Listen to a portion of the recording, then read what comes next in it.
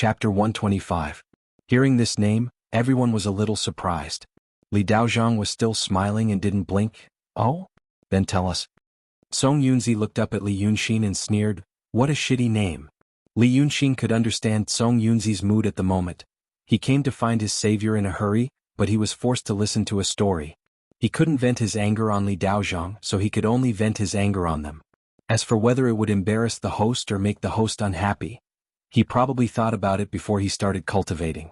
After cultivating for a long time and being flattered by others, he probably forgot about it. He said slowly, there was a little dragon son in the pond. It had a big head and a dark gray body. It swung its long tail and swam around. He didn't pay attention to the story at all. He only replaced the little tadpole with the little dragon son, and the mother frog with the mother dragon. But he told it so vividly and intoxicatedly, shaking his head. Ding, Zhao, and Sun felt like they were sitting on pins and needles. Sweat beads appeared on their foreheads. They thought Li Xuanhuan was handsome and seemed to be a knowledgeable person on the boat. Why did he become like this? They wondered if there was a prize at the end of the story. If the prize was to Li Daozhong's liking, maybe he wouldn't blame them. The others thought the same as the three of them. Therefore, although Song Yunzi was frowning as he listened, he endured it and did not say anything. He only occasionally said a few mocking words like, ha ha, or, what a joke in the world, and waited for the rest of the story. After Li Yunxin finished the last sentence, they followed their mother and spat every day. He sat there without saying anything else. The group of people stayed silent with him for a while. The few elites of society, the cultivators of a school, and the master of a palace sat in a row obediently and listened to his fairy tale carefully and quietly. Song Yunzi suddenly slammed the table and shouted, you bastard, how dare you make fun of us? Li Daozhong was still smiling and looking at him. Li Yunxin raised his head and looked at Song Yunzi for a while. Suddenly he smiled. My friend, are you an idiot? Song Yunzi's eyes widened. She looked at Li Yunxin in disbelief for a while, then looked at Li Daozhong. She then turned her gaze back and pointed at herself. Are you talking to me? Everyone else was stunned. It was hard to imagine that Li Yunxin would say such vulgar words in such an occasion. Li Yunxin also slammed the table and cursed. King didn't stop talking when I was talking just now. Li Daozhong hadn't even said anything and you jumped out to make your presence known. I hate people like you the most. You take every opportunity to act cool, but in the end you always act like a fool. He cursed repeatedly, causing everyone present to frown. Song Yunzi's expression was as if he had seen the most amazing thing in the world. He was shocked and angry and only thought about how to punish this arrogant mortal. But when Li Yunxin scolded him, he didn't even take a breath. Song Yunzi felt like he was going to die from anger. He had to think of a way to torture him. Soon he heard the next sentence. His rage reached a new high. He thought to himself, I can't let you off so easily, I must. Then he heard something even more outrageous. For a moment he was stunned. Ever since he started cultivating, no one had ever dared to scold him like this. When Li Yunxin stopped, Song Yunzi was speechless. His eyes looked like they were going to pop out. He pointed at Li Yunxin with a trembling finger. He looked at him, then at Li Daozhong. His eyes moved back and forth between the two, but in the end he couldn't say anything. His chest was about to explode. Li Yunxin didn't look at him. He let out a long breath, picked up the cup of tea in front of him, and took a sip to moisten his throat. Ding, Zhao, and Sun looked at him dumbfounded. Just as they were about to open their mouths to help him, they heard Li Daozhong laugh. This story is interesting. This time, Song Yunzi even forgot to tremble. He stared at Li Daozhong without saying anything. Li Daozhong smiled and waved his hand. Don't be impatient, don't be impatient. In my opinion, he's very interesting. He's my friend, there's no need to fuss over this kind of thing. Brother Li? Tell me, which three people are you going to bring to my hall? Li Yunxin's expression was as usual as she pointed at Ding, Zhao and Sun and said, it's these three. At this time several people shouted, Li Daozhong, why don't you let us tell you a story? We've been thinking hard for more than a month. At this time, Li Daozhong had already stood up and walked toward the rear courtyard. His movements were as leisurely as his words, leaving Song Yunzi in place. Ding, Zhao, and Sun didn't know how the situation had turned around. They sat there in a daze. Of course, they didn't know that Li Yunxin deliberately told them a story that seemed a bit stupid. They guessed that Li Daozhong probably wouldn't like it. But that didn't matter. He knew that, how could he be interesting in front of a certain kind of people? In fact, he also wanted Song Yunzi to run his mouth and give himself a reason to curse. If Song Yunzi dared to take Li Daozhang's life in front of him, then it meant that Song Yunzi didn't really care about this Li Daozhang. Then he also wouldn't be the person he was looking for. And if the situation became like this, then Li Daozhang would definitely think that he was very interesting. Because when he was telling the story, he had been observing the other party's reaction. The other party was very interested in him, far more than the others. Thus, Li Yunxin stood up, clasped his hands behind his back, and slowly walked through the middle of them. When he reached Song Yunzi's side, who was still in a daze, he happily winked at him. I know you're very angry, friend. But you're also a coward who doesn't dare to do anything in front of him. Looking at you, you seem to have learned some magic? See, I don't like to play tricks the most. If you're not happy with me, let's meet in the small forest at the back of the mountain and fight, okay? Let me tell you, I obtained a mental cultivation method from a disciple of the Black Cave sect. I advise you not to ask for trouble. When he said the first half of this sentence, Song Yunzi almost couldn't control himself and wanted to punch him in the face.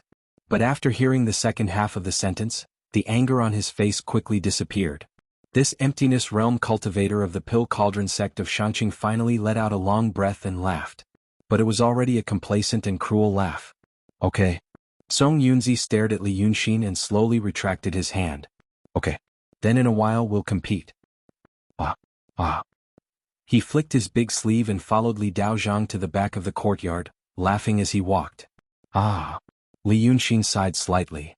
Idiot. Chapter 126. The entire Mount June was shrouded in the night. But at this time, the magnificence of the School of the Emperor Star could be seen. It wasn't the magnificence of the building, but the ingenuity of the design.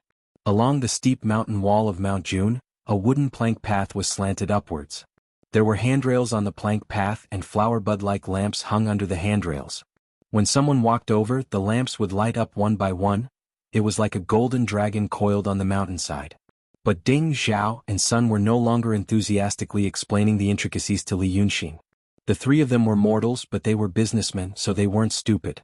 They could tell that this Li Xuanhuan wasn't an ordinary person. At this moment, although he was walking towards the middle hall, his heart was still anxious. They were afraid that this brother Li would do something strange when he arrived at the middle hall. At the end of the plank path, there was a flat ground cut out from the middle of the mountain. It was paved with white marble and had carved patterns. It was much more exquisite than the front hall. Even though the middle hall was also made of wood, it was ingenious. All kinds of wood were mixed together, creating a colorful and gorgeous feeling. Half of the middle hall was embedded in the mountain. Taoist Li didn't greet the guests behind him and went straight into the hall. There was a hall with 8 doors in the middle hall, but there were no tables. There were only rattan mats for people to sit on. He walked to the chair's seat and smiled. My friends, please take a seat. But today I have a good news to announce. Song Yunzi sat down with his head held high and looked up at Li Yunxin. He even smiled at him and seemed to be in a good mood. Li Yunxin didn't want to pay attention to him and sat across from him. When the other three were also seated, he asked, What good news? Taoist Li stroked his beard and smiled. I have a new concubine. He looked at Song Yunzi as he spoke.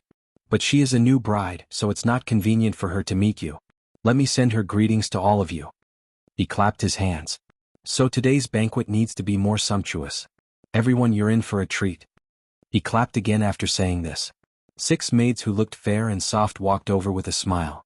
They walked up to the 6 of them, but their hands were empty. First, he knelt in front of him, then unbuttoned his shirt, and propped his arms on the floor. It became a white, soft, and fragrant meat table. Now, Li Yunxi knew where the strange sense of shame in the words of Ding Zhao and Sun in the tea house came from. In this era, it was not a shameful thing for a man to be lustful and play with women. But like this, no matter where it was, it could be called promiscuous. This Taoist priest Li really knows how to have fun. But he was an old hand that had seen many big scenes, so his expression did not change. He clapped his hands and praised, Taoist priest is indeed a wonderful person. Taoist priest Li didn't say anything. He clapped again. 6 more servants came to the meat table with plates in their hands, put the plates down and left. Ding Zhao and Sun all stared at the plates. It seemed that they had completely forgotten their worries and troubles, and only thought about the food on the plates. But the problem was, although they were not the kind of people who lived a luxurious life, they were not poor people either. Wei was the biggest city in the kingdom of Qing. There were all kinds of things to eat and play in the city. How could they show such an expression towards a plate of food? Li Yunxin looked at Song Yunzi again. He found that although he looked calm, there were more subtle signs that he was also looking forward to it. Something was wrong. The taste of food couldn't completely conquer a normal person, not to mention a cultivator. Maybe there were other ways, the magic of immortals. A magic of immortals that could make an emptiness realm cultivator fall for it. Haha, he sighed softly and looked at the wooden plate. In fact, there were only 10 pieces of meat inside. The appearance was not bad. The surface was slightly crispy and it was thinly sliced. There were some tendons in the slightly red meat. Once it entered the mouth, it would be crispy, tender, and fragrant. It would be a good taste. Daoist Li smiled and said, "Today's meat is vegetarian. The ingredients are fat, and oily.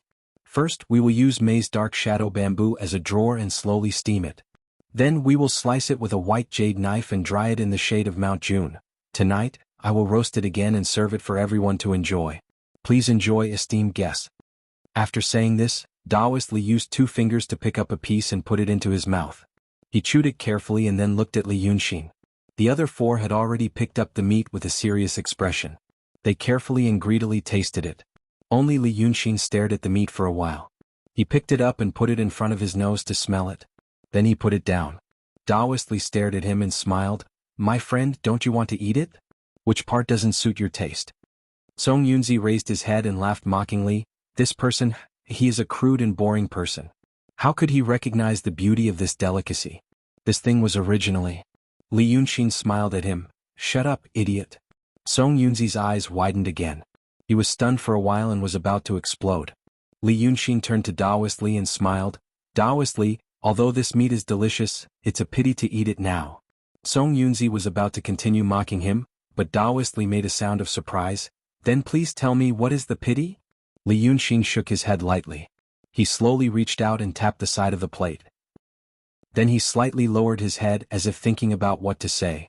But in reality, in these 3 breaths of time, his brain was operating at a speed he had never experienced in the past 15 years. Damn it. He originally wanted to catch a small grass snake to play with. But it seemed, he had 1 foot in the snake's nest. After Daoist Li commented on the meat on the wooden plate, Li Yunxin's mind was struck by a bolt of lightning. It was the same bolt of lightning. 3 months ago in that broken temple. Dragon's son put the severed limb of the swordsman into his mouth and said, "Those who are bold, fat, ointment cannot eat like this. It needs to be slowly steamed, sliced and air-dried. When it's cloudy, it can be eaten as a side dish." From the moment he saw the boatman at the ferry, he knew that this Daoist Li wasn't human. He was practically carved from the same mold as the servant beside Red Madam that night. That strange man with a sharp nose, round black eyes and a dark green face, wasn't he a shrimp soldier? That broad, armored man, wasn't he a crab general? And the boatman at the ferry today was a giant green shrimp. Then he saw the smiles on the faces of the servants beside this Daoist Li, and the smile on this Daoist Li's face. He was definitely not human. And he knew that the meat in front of him, perhaps Song Yunzi and the others weren't familiar with it, but he was very familiar with it, was human meat. Both of them ate human meat and the way they ate it was almost the same. But Daoist Li was more particular. He followed Ding Zhao and Sun to see this Daoist Li because of the mysterious Lord Dongting. Li Yunxin had been thinking about why Dragon's son never mentioned Lord Dongting. Maybe he was his subordinate. Such a proud Dragon's son would be too lazy to talk about those things. But since the legend of Lord Dongting existed 3,000 years ago, and Mount June was named after him, then Lord Dongting must be a powerful demon and not Dragon's son's subordinate. Was he an enemy or a friend or a foe or a friend? Li Yunxin knocked on the side of the wooden plate 3 times, then slowly raised his head and chuckled. Lu Ling could kill Dragon's son and Bai Yunxin could also kill Dragon's son. If Lord Dongting was a 3,000-year-old demon, would he have the power to kill Dragon's son? If they were enemies, would they be able to coexist peacefully? Would they have a common understanding of how to eat human meat? If they were enemies, why didn't Lord Dongting quickly occupy the temple that used to worship Dragon's son after Dragon's son died? But as far as he knew, he didn't. These days, other than this Sanheku Dragon King temple, all the other temples were empty. A great demon wouldn't be afraid of others fighting with him for incense.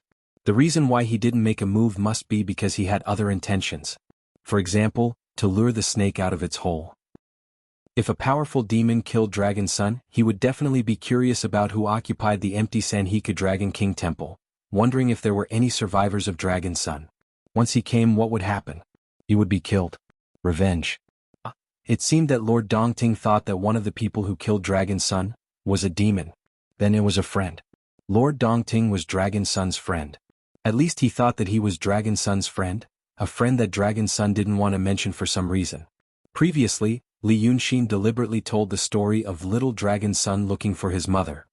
Although he couldn't completely read Lord Dongting's mind because of his stiff expression, he knew that this story didn't make him feel disgusted. Instead, it made him think of another strange feeling, but it was a positive one.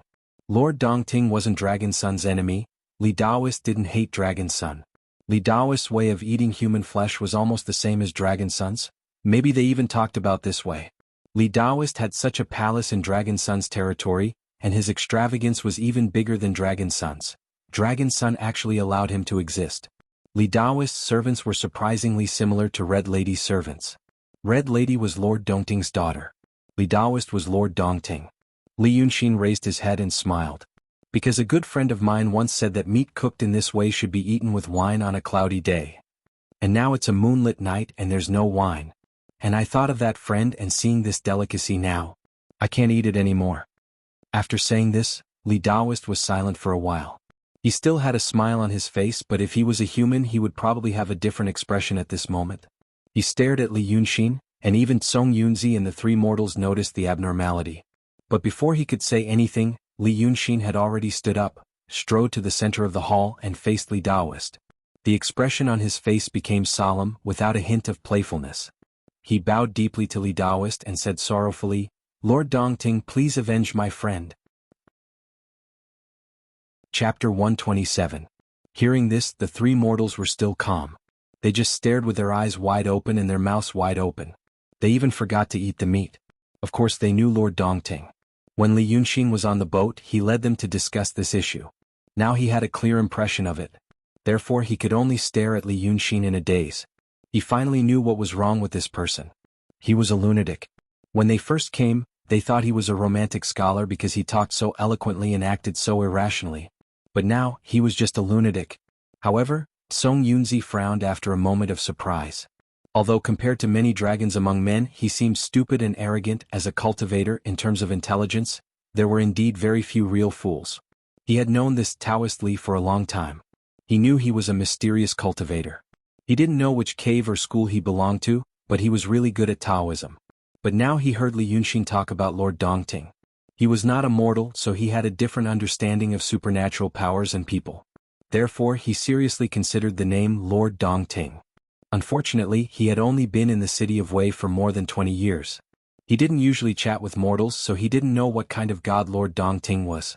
After Li Yunxin exposed Taoist priest Li's identity, he finally stopped laughing. He rubbed his face and his expression became solemn.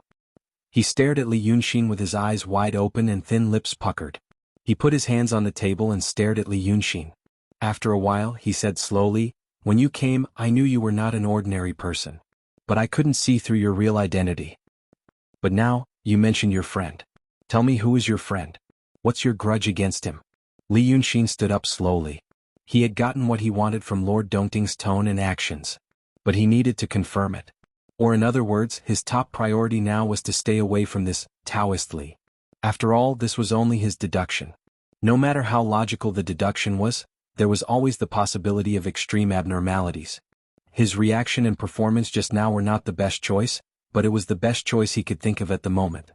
He straightened his body, tightened his brows, pressed down the corners of his mouth, and squinted his eyes, looking sad and angry. "My name is not Li Xuanhuan," he said. "My real name is Li Yunxin. He's an artist."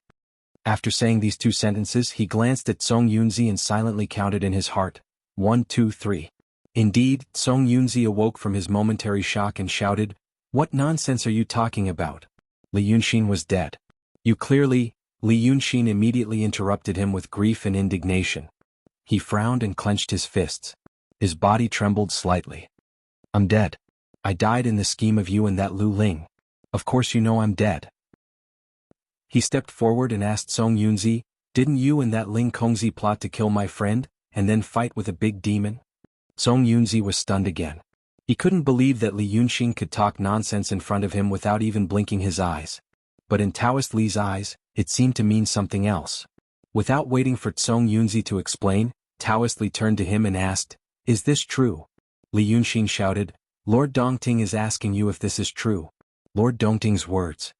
When he said Lord Dongting before, Song Yunzi was already confused about the identity of this Lord Dongting.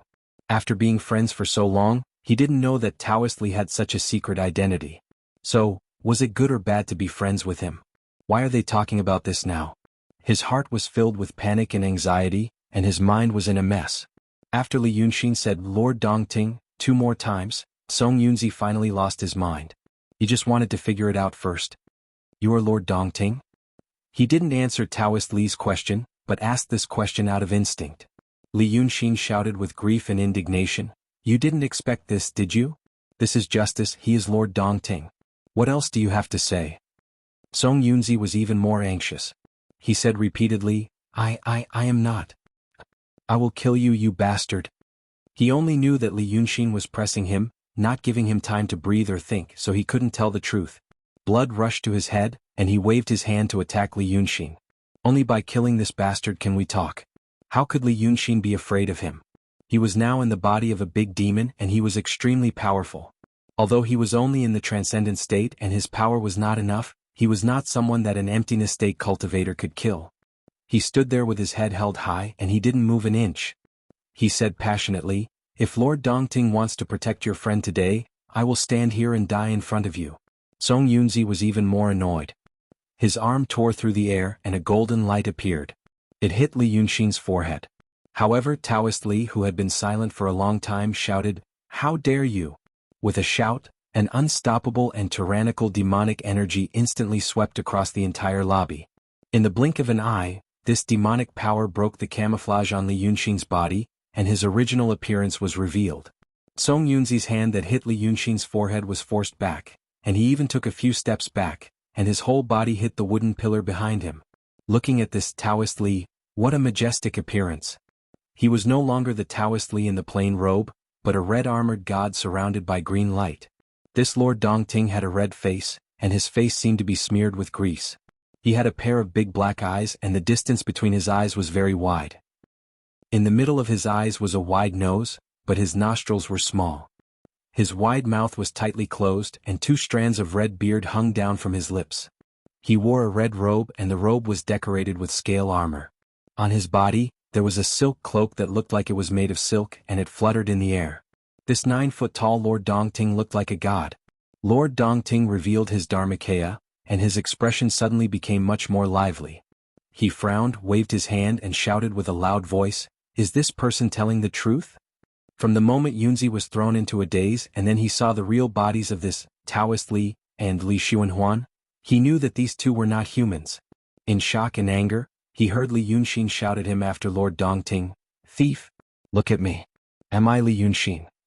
This cultivator wanted to spit out a mouthful of blood, thinking that these two demons had joined hands to plot against him. He pointed at Li Yunxin, You Li Yunxin, you." Li Yunxin didn't look at him anymore. With a sad smile, he turned to Lord Dongting and said, "My lord, please restrain this evil cultivator and listen to me. After I finish, my lord, you may want me to confront him." At this time, the 3 mortals were so scared that they almost fainted. They could only lie on the ground and shiver. Lord Dongting waved his hand again, and Song Yunzi was immediately wrapped in a watery light. An emptiness realm cultivator couldn't hear, see, or speak and could only stand still. This 3,000-year-old great demon looked at Li Yunxin and said, "My friend, don't panic. Tell me in detail." Note 1. Silk cloak. You can see it in the paintings of flying apsaras or in the paintings of immortals. Is the thing wrapped around the arm? There are also non-mainstream people who use snakes as silk cloaks. Chapter 128. Li Yunxin also looked at Lord Dongting, took a deep breath and said loudly, "That friend of mine is the Wei River Dragon King who showed his divinity in the city of Wei a few days ago. He called himself the 9th young master. He was the one who told me the way to eat meat. That day I was practicing." Li Yunxin talked about the deep friendship between him and the 9th young master. When he talked about the emotional part, he choked a few times and couldn't control himself. "I was killed by that Lu Ling, so I don't know much about other things. But later I learned that Lu Ling had a fight with a big demon. I think that the big demon probably has something powerful in her hands, so the two of them had an internal conflict. This majestic Lord Dongting listened to him quietly, and his expression changed. That feather robe. He sighed slightly. It was because of that feather robe. Li Yunxin was slightly stunned, but he didn't say anything. When he died that day, Lu Ling destroyed his soul. When the two of them fought out of the city, he started to reconstruct his soul. So he only knew that his plan had succeeded. But there were some things he didn't know. For example, Lord Dongting's words. But now, it seemed that it was a lucky hit. Li Yunxin frowned. What feather robe? This majestic Lord Dongting didn't know what was on his mind. He hesitated for a while and then said, that big demon is not a big demon in this mortal world. Her adoptive father is the golden-winged roc, the master of all feathers in the world. This by Yunxin, feeds on scale worms, and her favorite is Dragon Sun. He sighed again. Although I don't know where the golden-winged roc king lives, I know it's not in this mortal world. That by Yunxin needs that feather robe to go in and out of her own home. But 1,000 years ago, her feather robe was snatched away by a Taoist priest surnamed Niu from Daotong, so she couldn't go back. For the past 1,000 years, she's been trying to find her treasure. Now, a robe of feathers. Li Yunxin kept this in mind. He realized that this could be one of the key factors in deciding the outcome of the battle. Lord Dongting suddenly rolled his eyes and sat down slowly. Since you're already dead, how did you manage to cultivate this in-spirit body? He asked slowly. What you said makes sense. But, how did you know to find me? This was the most crucial and fatal problem. Li Yunxin had almost no information about Lord Dongting. He only had one way, to let the great demon answer him himself. The ninth young master rarely mentions Jun Shang. As he said this, he quickly glanced at Lord Dongting's expression and immediately added, in fact, I hardly said it. In this world, I'm probably the only friend who's ever heard news about Jun Shang from him. He regarded me as his confidant and said that he often felt lonely. We're like-minded. Although he's moody sometimes, I know his true nature. Speaking of this, Lord Dongting was still sitting upright. Li Yunxin said, even so, he probably only told me. He's an arrogant person. He hides his feelings in his heart and is afraid that others will laugh at him if he tells them. However, there was only one time. He drank too much and said that in this way river, there's only one person that he wants to be close to but can't. As soon as he said this, Lord Dongting's expression changed. Thus, Li Yunxin knew that he had caught the point. You said you were close friends with him. Do you have any proof? Lord Dongting's two whiskers trembled slightly. Proof? His reaction made Li Yunxin slightly surprised. He was very confident in his own ability. He didn't think it was a great thing to observe the other person's expression and tone, then quickly adjust his response and get the information he wanted in the end. But he is still a little surprised by Lord Dongting's obvious emotional outpouring. When he found out that Li Daozhang was Lord Dongting, he felt that he was in a terrible crisis. A 3,000-year-old great demon. The ninth young master even tacitly allowed him to exist for such a long time and have such a palace in Mount June. In his impression, this Lord Dongting should be a terrible existence with infinite supernatural power, profound shrewdness, and even a trace of his smile has ulterior motives. However, after the verbal attack, he realized, Lord Dongting wasn't the level he imagined. He wasn't stupid. In fact, he was more vigilant and smarter than many people. As a demon, he could even be called moderate and peaceful, almost human. But he didn't look like an old demon who had lived for 3,000 years and had seen many things. Li Yunxin keeps this in mind and realizes that her previous reaction was a bit extreme. If she had known that Lord Dongting was like this, she wouldn't have been so angry. But there was no perfect plan in the world. Everything could be adjusted. Now he understood. Maybe Lord Dongting and the ninth young master had some inside story or misunderstanding. The ninth young master didn't want to mention him, but Lord Dongting was excited because of that one sentence. So he breathed a sigh of relief, put his hand into his clothes, and took out the reverse scale. This thing was actually the key to lead him to the position of Qi Wen. Now that he had returned to the position, this reverse scale was just a souvenir. Li Yunxin didn't think about why he brought it with him, but it really came in handy at this moment. He put the reverse scale on the table in front of Lord Dongting, saying, but when the words came to his mouth, he hesitated for a while. Maybe it was because he knew Lord Dongting wasn't as terrible as he had imagined, at least in terms of character and shrewdness. He suddenly felt a little dispirited. He suddenly didn't want to talk. Maybe it was because of this reason. But it wasn't because of anything else. But he had to say it. He had to pull himself together, continue to breathe and use some hints to cheer himself up again to forget the little episode just now and sadly said, "He gave me this reverse scale. Make me a close-fitting armor. After I died I entered the samsara but I don't know why my soul was attached to this reverse scale. After he died, he still protected me. Because of this I thought. I came to Dongting Lake to look for him. I met these 3 people by chance and heard them talking about Lord Dongting, so I asked Taoist Li if the palace he built on Mount Jun had anything to do with Lord Dongting. Maybe it was the blessing of the 9th young master in heaven. I really met Lord Dongting." Hearing his words, Lord Dongting was silent for a while.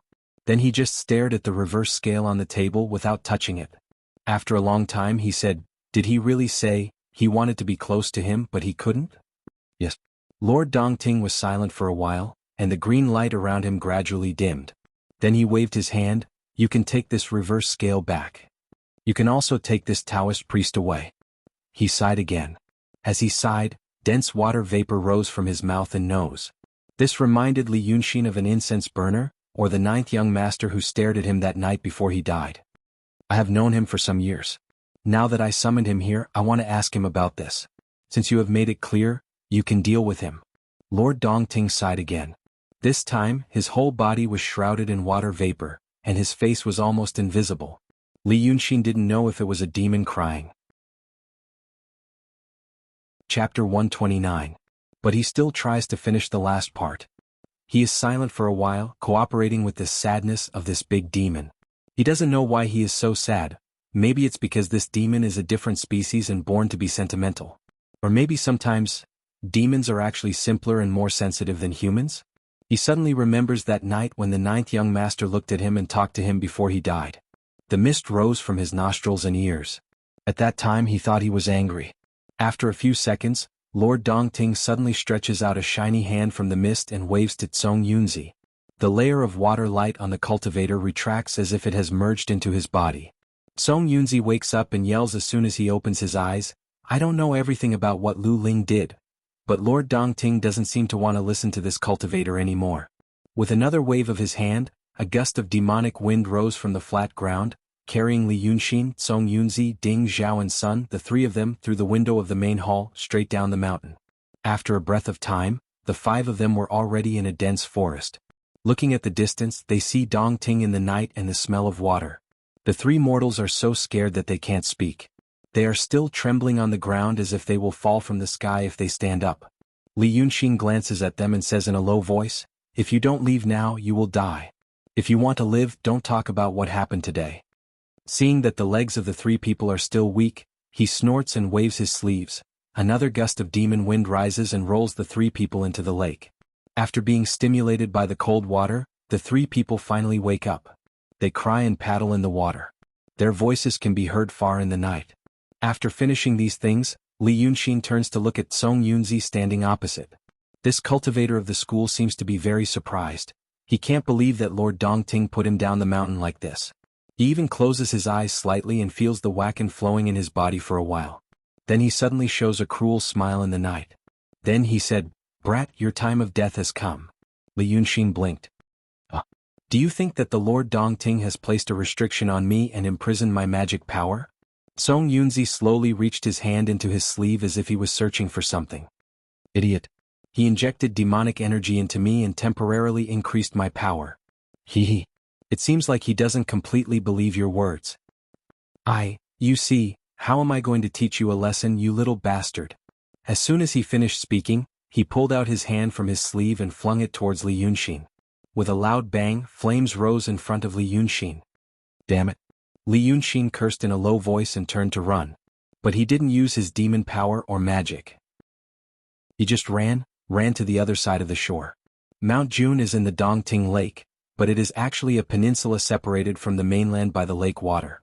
Therefore, the distance between Mount Jun and the shore of Dongting Lake is not far. People who are good at swimming can reach the other side in 10 minutes. On this side of Mount Jun Island, you can even hear the shouts of people on the other side. Li Yunxin ran at a speed that Song Yunzi could just keep up with. The cultivator chased after him. Although Danding School of Shanqing is Daotong, it seems to have a unique personal ability. At least Li Yunxin now feels that Song Yunzi is a mobile arsenal. He continuously took out bullets from his sleeve and threw them at himself. Occasionally he would put one or two into his mouth. It's very unhygienic. Li Yunxin ran to the shore. He could jump into the water or use his holy spell to cross the river, but he didn't do so. He was just like a person who was really anxious but didn't dare to go into the water. He ran with Song Yunzi for a while before he finally saw a small sampan half submerged in the water in a field of acorns. Then he jumped on the sampan, exerted his strength, stood on it and went straight to the other side. Song Yunzi chased after him all the way and kept cursing.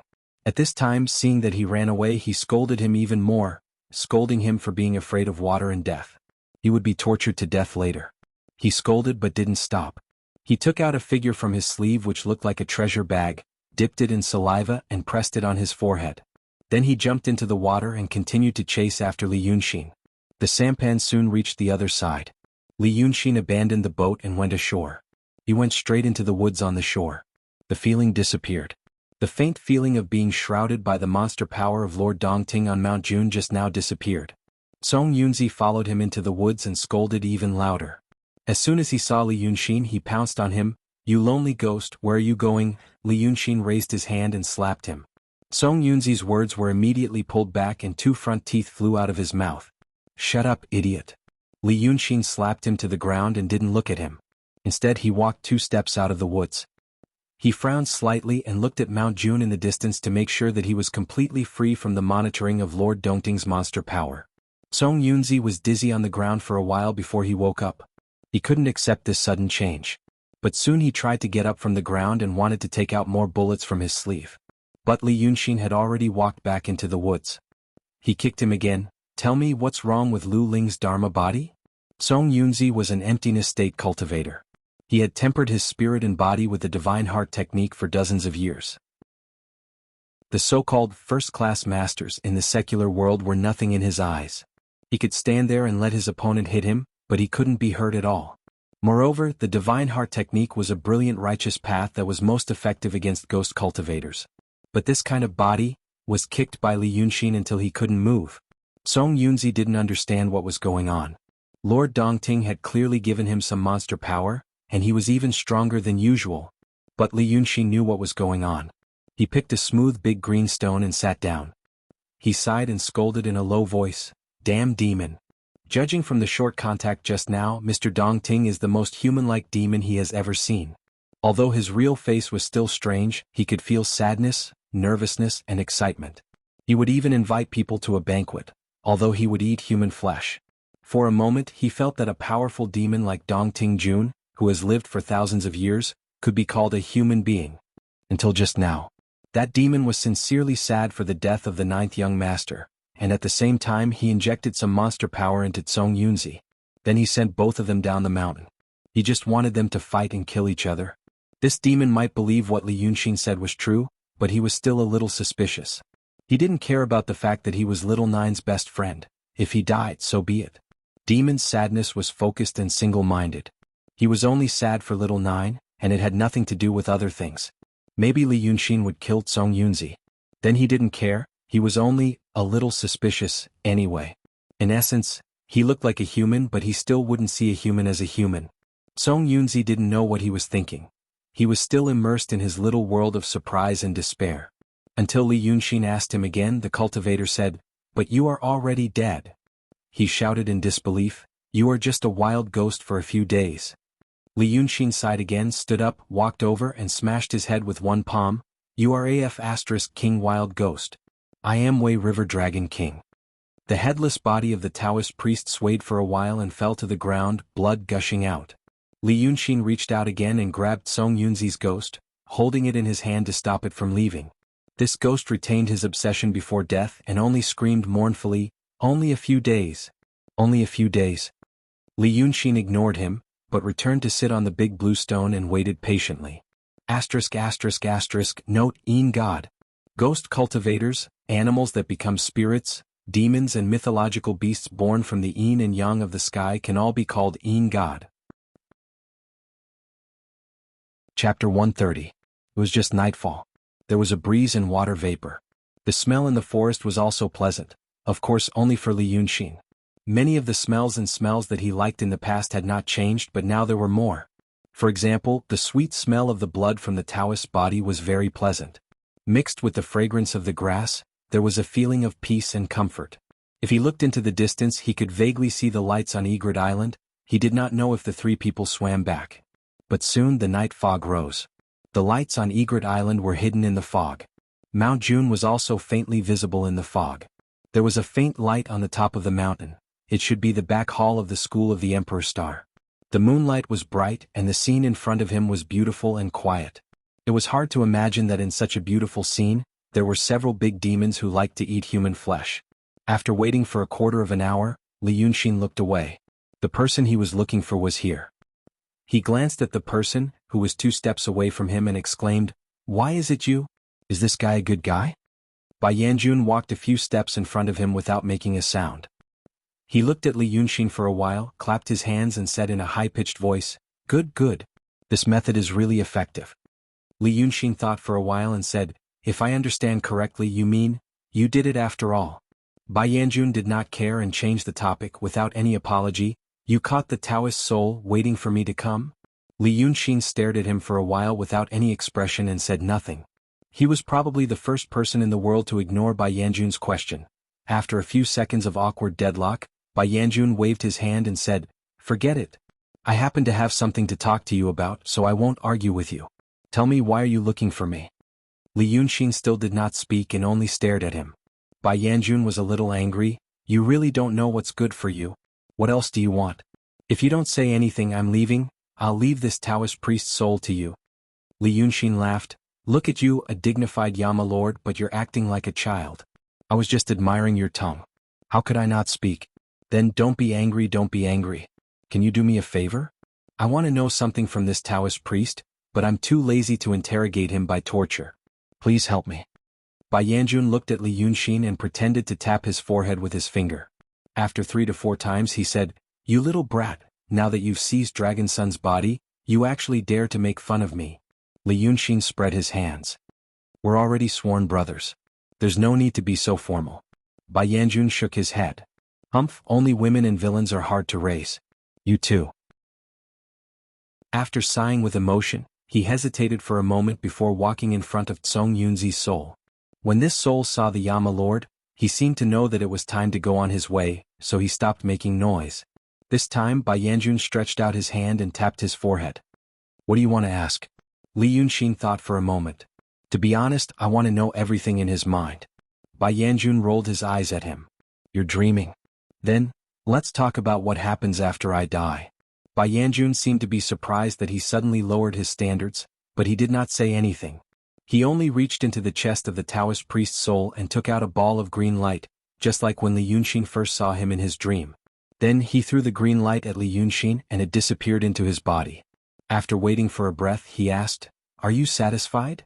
Li Yunxin's expression changed. After a while he let out a long sigh. "Thank you. Then let's talk about me." Bai Yanjun pulled out a metal chain from his sleeve and locked the Taoist priest's soul as he spoke. "Do you know how I take the souls of many people in this world?" But Li Yunxin seemed to have something else on his mind. He only replied casually, "Oh, I don't know. Tell me about it." Bai Yanjun did not mind. He only said, "There are some important people who can affect the world, for example the Emperor of Li Kingdom. I have to take him myself. The Li Kingdom is vast and has a large population. If the Emperor of Li Kingdom dies, the news will spread too fast, and it will be taken too late. His soul will be blessed by the wishes of millions of people, and in the blink of an eye he will become a powerful ghost king. This is the power that can affect the world. Similarly, I have to take care of the emperors and dignitaries of the various countries personally. Although I can have thousands of incarnations, there is still a limit. And I have 2 kinds of incarnations. One is like this one today. I can talk to you and act according to the situation just like my original self. As for the other kind, I can only take people, just puppets. The ordinary people and the unimportant ones are taken by my incarnations." At this point, Li Yunxin was indeed a little interested. "Then that night in the city of Wei, the day I met you for the first time outside the city, why did you come in person?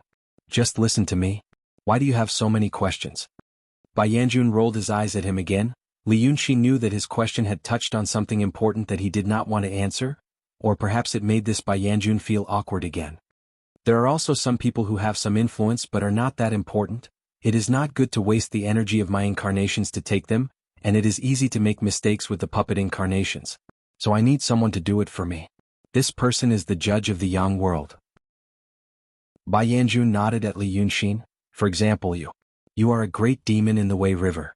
You have gained intelligence, know some things, and have demon spells to hide your traces.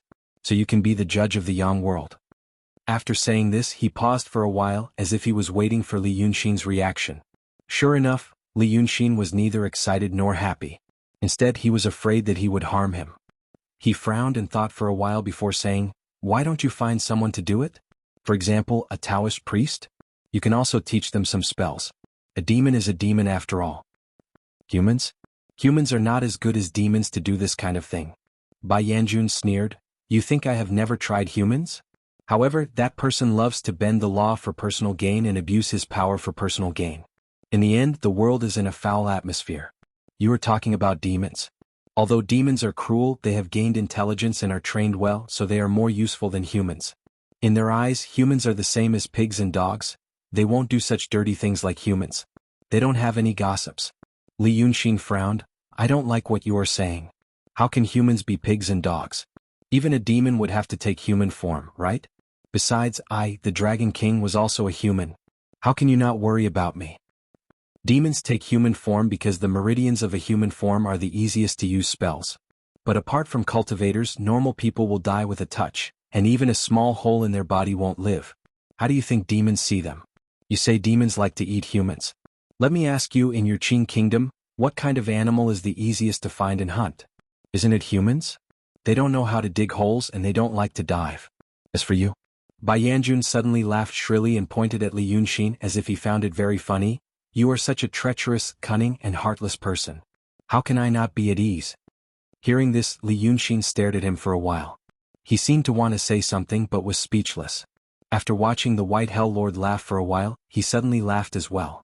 He closed his eyes for a while, then opened them again. Good, good, good. Please continue. Chapter 131. Bai Yanjun looked at him and shook his head slightly. He seemed to think that Li Changshou's idea was ridiculous. But he quickly said, Therefore, the position of judge of the Yang world can be given to you in the Wei River. There are some people that you took for me. Although I can't give you any benefits now, you won't lose out in the future. Li Yunxin thought for a while. Why not Lord Dongting? The answer was as he expected. I can order whoever I want to do it. Why must it be him? Li Yunxin sighed. Fine. Sounds good, although you might still be tricking me. But I can try. Give me the book. Bai Yanjun frowned. When did I promise you anything? Li Yunxin raised his eyebrows in surprise. The Book of Life and Death? The Book of Merits and Virtues? Don't you have such a thing? Remembering people's lifespan and good deeds? Without that, how can I carry out my work? Hearing this, Bai Yanjun was stunned for a while. Then he suddenly laughed wildly. His long tongue trembled like a red silk in the wind. He seemed to really find it funny, so much so that his figure was a bit blurry and his outline was flickering.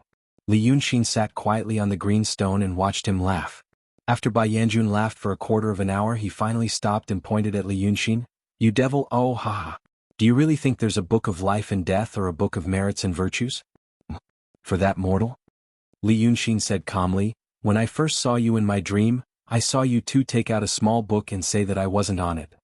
If you want to say that, oh, it's barely a book of life and death. Bai Yanjun seemed to want to laugh again, but how many people can be recorded in such a small book?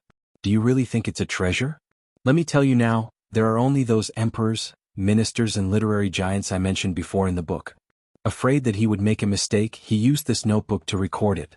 If you notice that one day that person is about to die or has already died, you will quickly collect his soul. Discovered? Dying or already dead? Li Yunxin interrupted him. What do you mean? Bai Yanjun found it even more hilarious. TSK. You demonic human, do you really believe in life and death? You're the same as those ignorant mortals. Do you really think that I have a book in my hands that records how many months and days people die, how many good and bad things they've done in this life, and whether they reincarnate as humans or animals? Li Yunxin looked at him calmly. No, of course not. Doesn't that mean that there are people who do bad things in this life and enjoy glory and splendor and wealth, but there will be no retribution in the next life? Some people do good deeds in this life but end up in a miserable state, and they don't have any good fortune in their next life? Bai Yanjun giggled. Of course not, of course not. He seemed to be very happy as he stroked his long tongue. Rather, some people do bad things in this life and enjoy glory and splendor and wealth, and they want to enjoy that glory and splendor even more in their next life. Some people do good deeds in this life and end up in a miserable state, and they want to continue doing good deeds in their next life. Hearing this, Li Yunxin was silent for a while, then he raised his head and asked, "You're not joking with me?" Bai Yanjun stared at him mockingly. "I'm not in the mood for that." It was unknown what Li Yunxin was thinking, but he was silent for a long time before he said, "Can you tell me? I really want to know." Your reaction is quite interesting." Bai Yanjun circled around him and suddenly leaned close to him. "I thought you, demonic human, would clap your hands in joy when you find out about this." Li Yunxin didn't say anything. Seeing him like this, Bai Yanjun straightened up. "Then I'll tell you. But after I tell you, you'll have to become a judge of the young world. If you know about these things and still want to shirk responsibility, I'll really have to deal with you." "Fine. Then listen carefully. I'm in charge of matters of life and death, but I'm not only in charge of matters of life and death. Whether a person does good or bad, good or evil, they're just minor details. The most important thing is to see what kind of impact they have on this world. For example, an evil person was born in troubled times. When he was young, he ran amok in the countryside, harming the common people. When he was young, he raped and pillaged, becoming a tyrant in the marketplace. When he was middle-aged, this evil person gathered a group of bandits in the mountains and forests to rob pedestrians. Later, he slowly gained power and began to fight for the throne. In the end, this person became the emperor.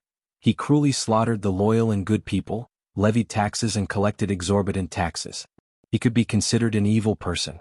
But he ended the troubled times and allowed the common people to begin to recuperate. This is a great merit. I don't care about how many good people he harmed. As long as he can increase the number of people in this world, it's useful. With such a person's luck, he came to hell after his death to be reincarnated. He already has the luck to be a good person and an emperor, so he's naturally more skilled than the average person. Do you think I should ask him to join the emperor's family? For example, there are some people who are even more thoroughly evil. They're born into the ranks of officials and nobles, but they only know how to prey on the common people and corrupt the laws of the court.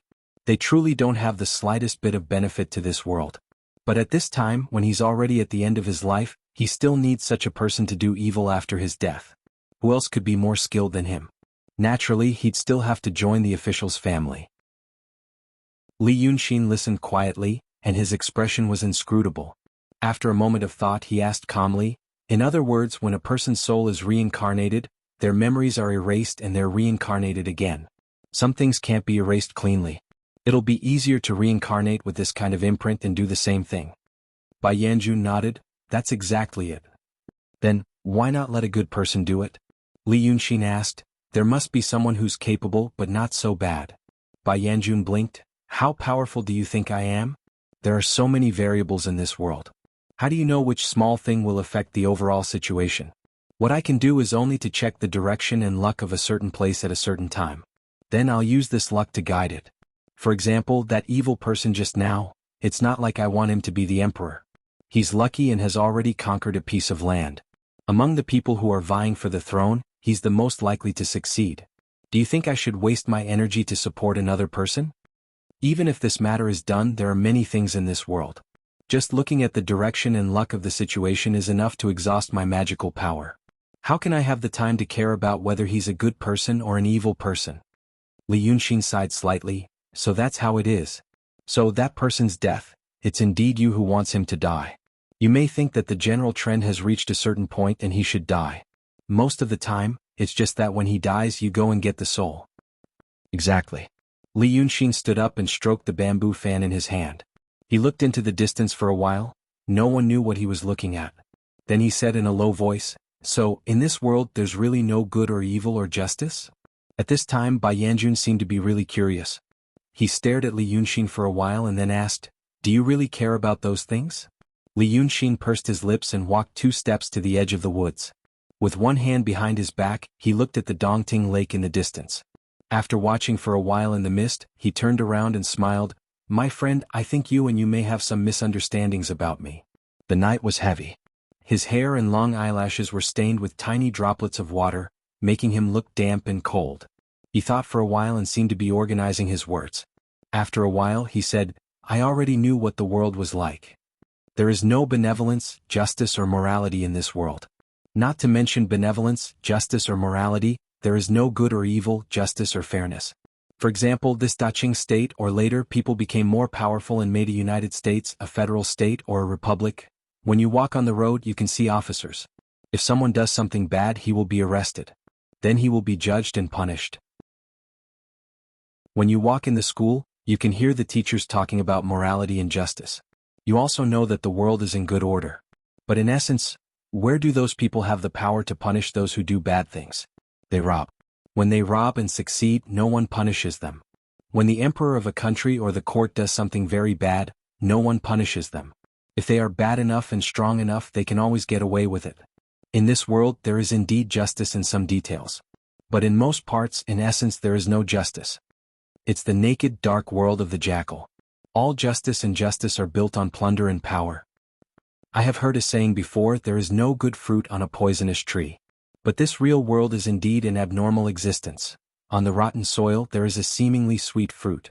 Bai Yanjun listened to him and could not help but clap his hands in praise. Wonderful, wonderful, wonderful.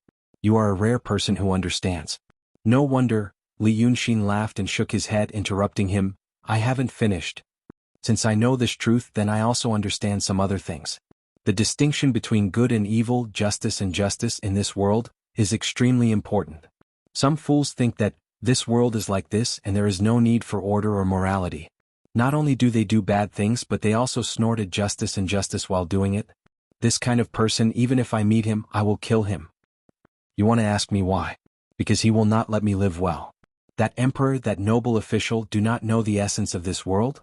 But they insist that people believe in benevolence, righteousness and morality, because such things do not exist.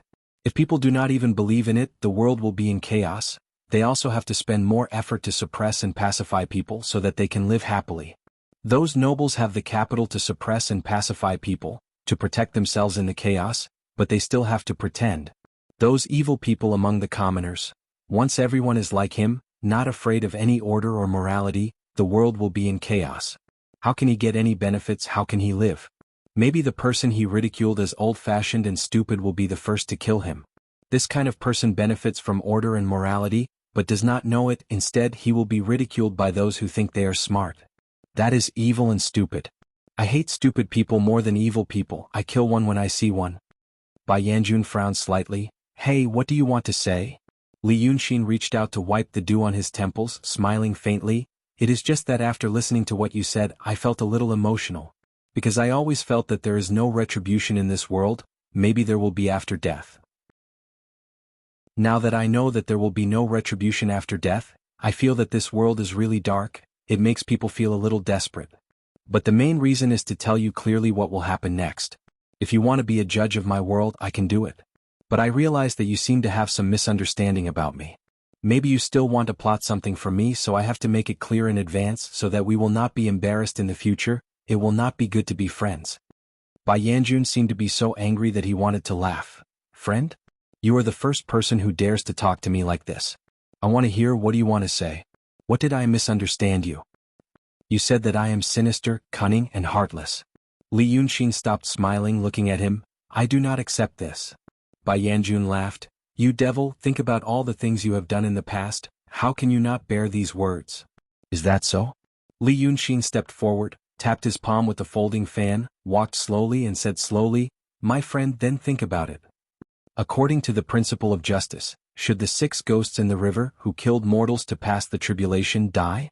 The prefectural magistrate, Li Yaoxi, has always been corrupt and perverted the law. He likes to beat people to confess and he wants to kill me for the property. Should he die? Qiao Jiaming, who usually walks the streets and prescribes some unknown prescriptions, is complacent after curing people to death. Should he die? The big and the little Qiao, who murdered people for the family property, and had an affair with Qiao Jiaming which disrupted the ethics. Should he die? Long Taoyi, the official of the prefectural magistrate, colluded with the little Qiao, disrupted the justice and disregarded human life. Should he die? The 9th dragon's son ate people indiscriminately. I was also a human at that time, so I was different from him. Should I die? Lu Ling also doesn't care about the lives of mortals. He knows that I may die if he takes me back to the mountain, but he doesn't care very much. Should I die? The White Hell Lord was slightly taken aback by the series of questions he had thrown at him. Then he snorted, "What about the child beggar? The child beggar that you gave him longevity?" Li Yunxin smiled, "The child beggar can't see and his body is weak. He can't live for another year or two. He walks on the street without food and clothing and is laughed at by people. Is there any joy in being a human? I want him to be a ghost and give him longevity. I want him to become a ghost cultivator. What's the problem?" Bai Yanjun mocked him again. "Do you want to say that you do these things selflessly and are a very good person?" "Good person? I'm not a good person." Li Yunxin shook his head and smiled. "As for selfishness, of course I have selfishness. Why would I make these troubles if not for selfishness? I just want to tell you, my friend, that I am evil order, not evil chaos. Maybe you don't understand what it means. Let's put it this way, at least in this life I have the moral values of a normal person. Well, I can't say that I do. I can only say that I can understand the moral values of a normal person, and I admire this moral value. It's because of this moral value that I can eat delicious food and see beautiful scenery. That Lord Dongting eats people in moderation is also because of this. Because I understand and admire it, I will try to respect it when possible. For example, if I want to die today, I don't mind spending some effort to find someone who deserves to die. But if I can't find the evil person and only one good person dies, I won't stop doing it. You know I'm not a good person. But I will try to give him some compensation. It's not because of my moral sense. In fact, for some reason I don't really understand it. It's just because. This way the world will be better. If the world is better, I will live better.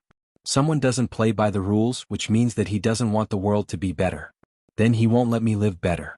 If he doesn't let me live better, he will die." Li Yunxin pondered for a while, then looked up at Bai Yanjun in the night. "I don't know if you understand what I'm saying. I have my own principles when I do things. Although I can't understand the so-called normal morality, I have a self-consistent theoretical system, which is attached to this set of morality. You can say that I'm not a good person, but I have my own way of doing things. Now that you want me to be a judge of the young world, I can accept it.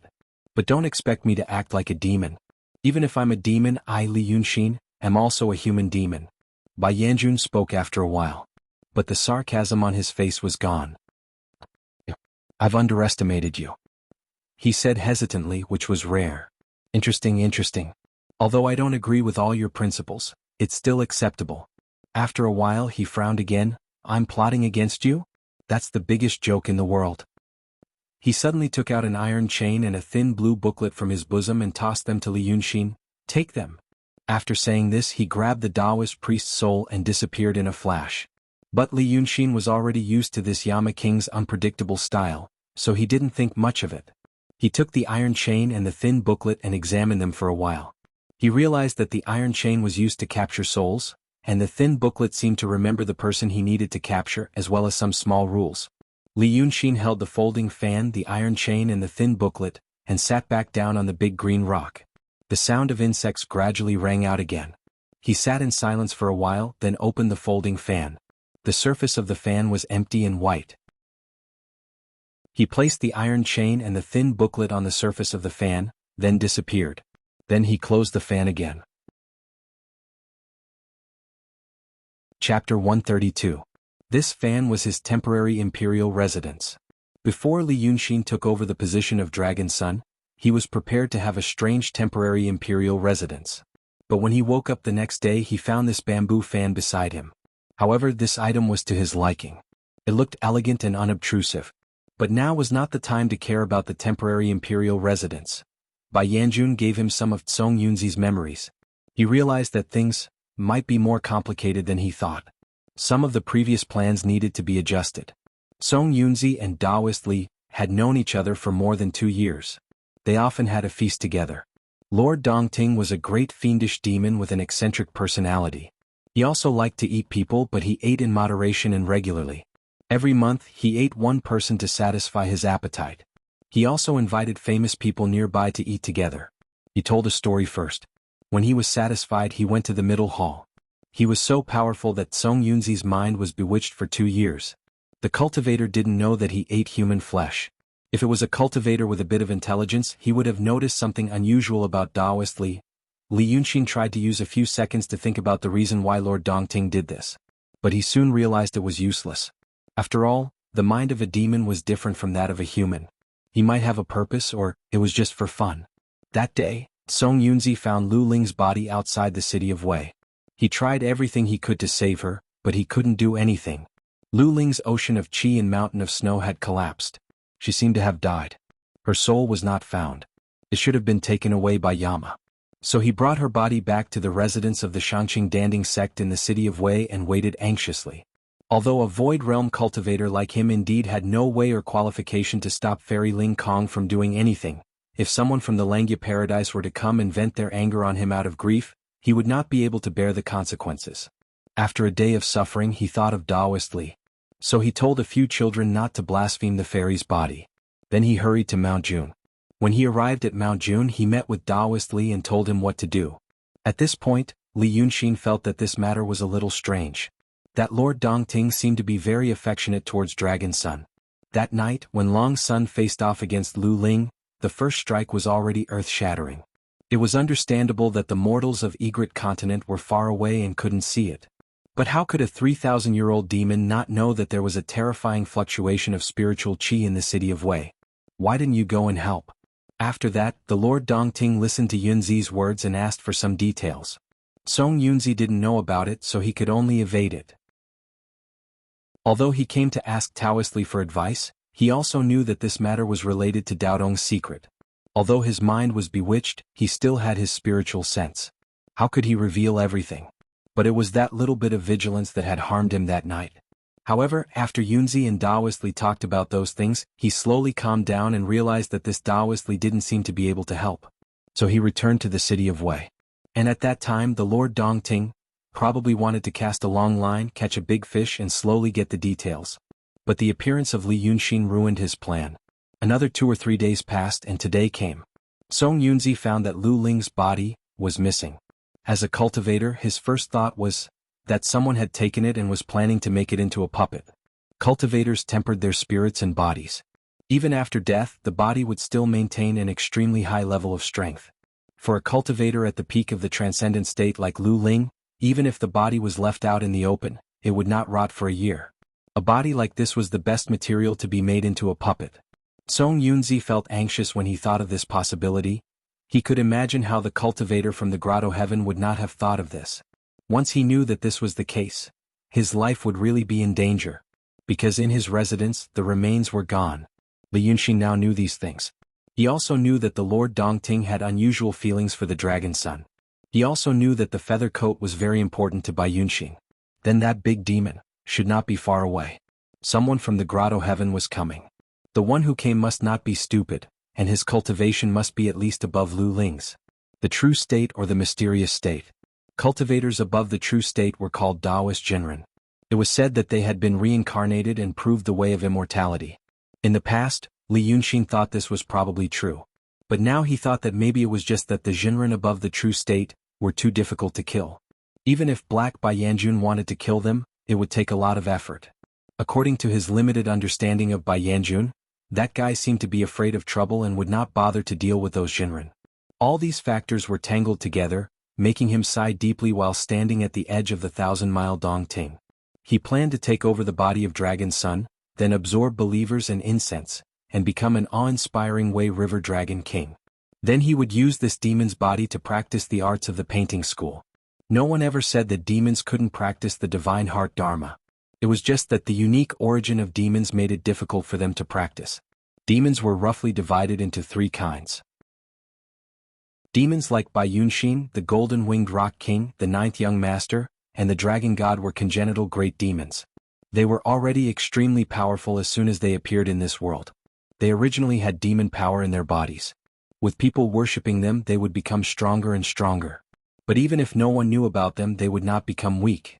As time went by, their demon power would increase at a slow speed, just like the growth of human beings. Although the Dragon God, the Rock, and the Dragon Sun were called divine beasts. But in the eyes of cultivators, except for human beings, cultivators and celestial beings, the existence with spiritual intelligence were all demons and Yin spirits. As for demons like Lord Dongting, he was a postnatal demon. They originally had bodies, birds, beasts, or fish. Because they were blessed and gained spiritual intelligence, they gradually cultivated into monsters and demons. These acquired demons were far weaker than the congenital demons. They were often beaten to death after transforming into human forms, because they used their spiritual power to transform, so they only knew some natural transformations. After transforming into human forms, they were almost no different from human beings. Because of various taboos, they often had to return to their original forms, and their cultivation was greatly reduced. All this was because these demons practiced the arts of spells they got from the unorthodox ways in the mortal world. Since it was a human's art of spells, it was easier to cultivate human meridians, so they had to transform into human forms. When they practiced in human form for a few days and had supernatural powers, they could show off and get some incense. Most of the mountain gods, earth gods, and river gods in the mortal world were post-celestial demons. As for ghost cultivators, they were pretty much the same. They needed yang energy, the power of incense, and the power of faith. But the situation was a little special. And the third type of demons was the most special. They didn't originally exist. They were neither congenital nor acquired, they were created out of thin air. For example, for some reason, some people in a certain place believed in the existence of a mountain god. When this belief was firm to a certain extent, strong to a certain extent, wide to a certain extent, or long enough, then the mountain god was really created according to the strong power of faith of the believers. This type of demon completely relied on the power of faith to survive. They were also the best at absorbing and transforming the power of faith. The stronger the power of faith, the stronger the demon, even more powerful than the congenital and acquired demons who received the same amount of power of faith. And the weaker the power of faith, the weaker the demon. Once, even the last person didn't believe in him, he would disappear from this world. Li Yunxin's method of using the 300,000 yang energy in the city of Wei to reconstruct his spirit was probably inspired by an expert. So he needed an empty. Without the empty space, he wouldn't exist for long. And among these three types of demons, the congenital and acquired demons could all cultivate the heavenly heart technique. But first, he had to empty his own demonic power. He only had the state but no demonic power. The principle was as simple as emptying a bucket of water before filling it with wine. However, even though the logic was simple, how many post-celestial fiendish demons would happen to be able to cultivate the heavenly heart execution after transforming into human form? And how many congenital demons dared to disperse their demonic power and cultivate from the beginning? In the world of demons, they devoured and killed more than humans. But now, Li Yunxin's condition was the best time to cultivate the heavenly heart technique. He reconstructed the Chiwen Dharma body, but without demonic power, it was an empty bucket. Therefore, it was very likely that he would become the world's first congenital demon to cultivate the heavenly heart technique. This was supposed to be a wonderful thing. Over the past few days, Teng Qingshan had cultivated his water cloud force to the emptiness realm without any effort. One must know that when he was reconstructing this body, the meridians in his body were all designed and constructed bit by him. Now that the meridians in his body were connected, he was already a peerless genius. But there was Lord Dongting. And the matter in Weiqing City had not been settled. If he wanted to show his divinity, cultivate the heavenly heart technique, and absorb the power of wish, he needed a comfortable environment. But now there were so many things that didn't go his way. Over the past few days, he had been walking back and forth between the city of Wei and the Egret state, just to sort out these clues. He wasn't afraid of facing dangers, but he was afraid of facing dangers that he didn't understand. And now he felt that he already knew enough. Then it was time to move. For example, first, collect some power of wish to make himself stronger quickly. At least he wouldn't be killed by Lord Dongting, by Yunxin, or anyone from Daotong. Li Yunxin stood by the lake and let out a breath and stretched. Because he had thought through some of the key points and had some plans, he felt slightly better. He couldn't help but smile as he muttered to himself, "Then I'll start a cult first." Chapter 133. A 4 or 5-year-old boy was playing under a weeping willow. He was pink and cute. The sun was high up in the sky and it was cool under the tree. The boy was only wearing a red tutu and had his hair tied into 2 buns. He was using the willow twig to whip around on the ground while looking at the tree. A young woman was sitting on a green stone under the tree doing needlework. She would occasionally look at the boy with a happy smile on her face. But she gradually noticed that the boy's behavior was a little strange, so she followed his gaze and looked at the tree. But there was nothing. Only the morning sun shone through the gaps between the leaves. She quickly turned her head and asked the boy, "Tuan Tuan, what are you looking at?" The boy ignored her and continued to stare at the tree. After a while he giggled. After laughing for a while, he pointed at the tree and replied to his mother, "This big brother." The young woman looked at the tree again, but she still couldn't see anything. She suddenly felt a chill in her heart. She felt that it was getting colder under the tree. She quickly got up and carried the boy away. As she walked, she looked at the tree a few more times. Of course, she couldn't see that Li Yunxin was sitting on a horizontal branch of the weeping willow. He was basking in the sun while lazily flipping through the thin book in his hand. This was the advantage of a Dharma body. The soul was condensed into a physical body, and one could touch and feel like a real person. With a thought, one could hide from a mortal's eyes like a ghost, unless that person was born with yin and yang eyes like this boy. The problem was that no matter how he looked, he couldn't see anything unusual about this boy. His father was a carpenter in the town. This kind of craftsman would have a good reputation in the area. But because he was too dull, he only married a wife at the age of 30, married this little girl. 4 years ago he had an only son. It was this boy. Now the boy's name was on the thin book. It was at the top. This meant that this boy was a very important person in Egret and needed a great demon like him to take it. But since he couldn't think of a reason, he took it. But, actually he could use it. The saying that children tend to see unclean things has a widespread basis in this day and age. The woman took the child home and told her husband what had happened. Both of them loved their son dearly, so they didn't think it was a small matter. Because someone had died in the town before, everyone was already panicking. Now that her own son said that he saw an older brother on the tree, just thinking about it sent chills down her spine. Therefore they decided that this month, the men should work a little harder, carry an extra bucket, and go to the temple to pay their respects. They were supposed to go to the Sanhika Dragon King temple to pray, but now the incense there was not that good.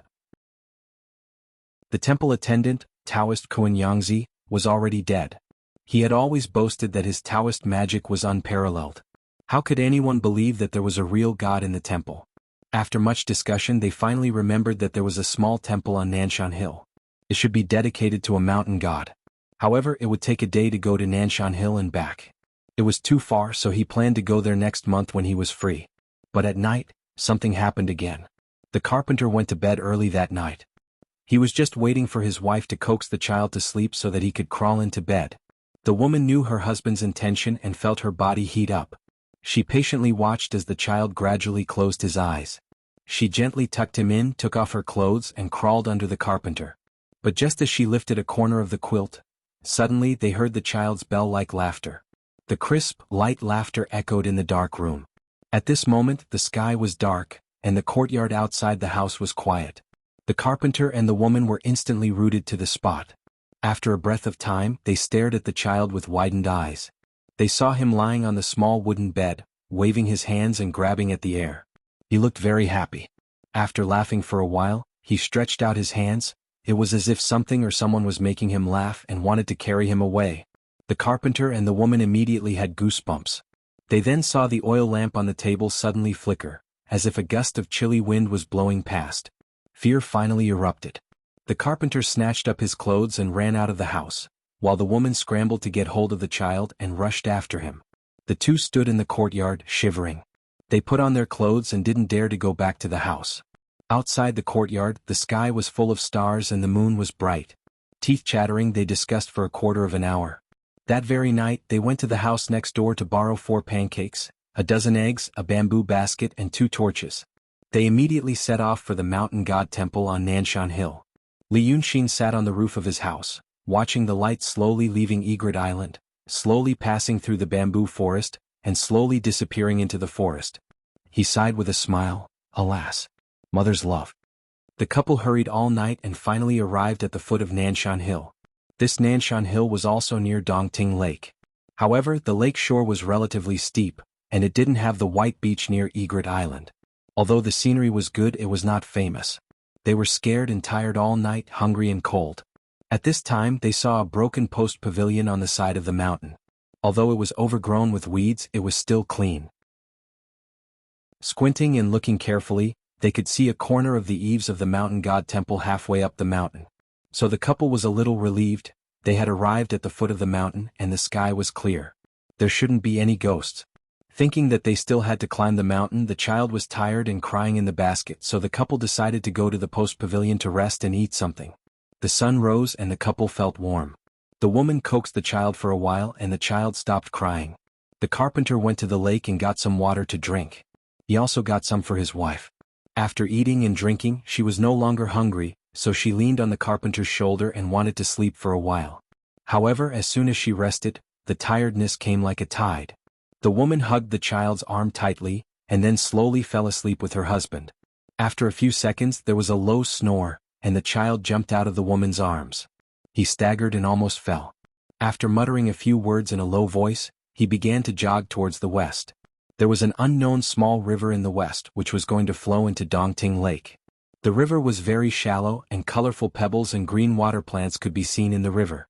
Someone placed a few big stones at the shallowest part of the river for pedestrians to step on. The two ends were occasionally stepped on by people. So the child walked to the side of the road and stopped. Then he climbed on a blue stone with his hands and feet and sat down. It seemed that he felt it was not appropriate, so he adjusted his posture several times, and finally felt satisfied. The sun gradually rose, and the shadow of the bamboo beside the blue stone moved slowly and became shorter. The 4-year-old boy began to wait patiently. Chapter 134. Lu Laodao usually went down the mountain to carry water at noon. There used to be a spring behind the mountain god temple, but it gradually dried up a few years ago. Shirquizi would carry 2 buckets of water from the foot of the mountain to the top every few days. But Lu Laodao had been here for a few days, so he needed more water. So now he went down the mountain to carry water every day. He had almost changed his appearance. He used to have a loose bun and a long beard. But since he came to Shirquizi's place for almost 10 days, he cut off his beard.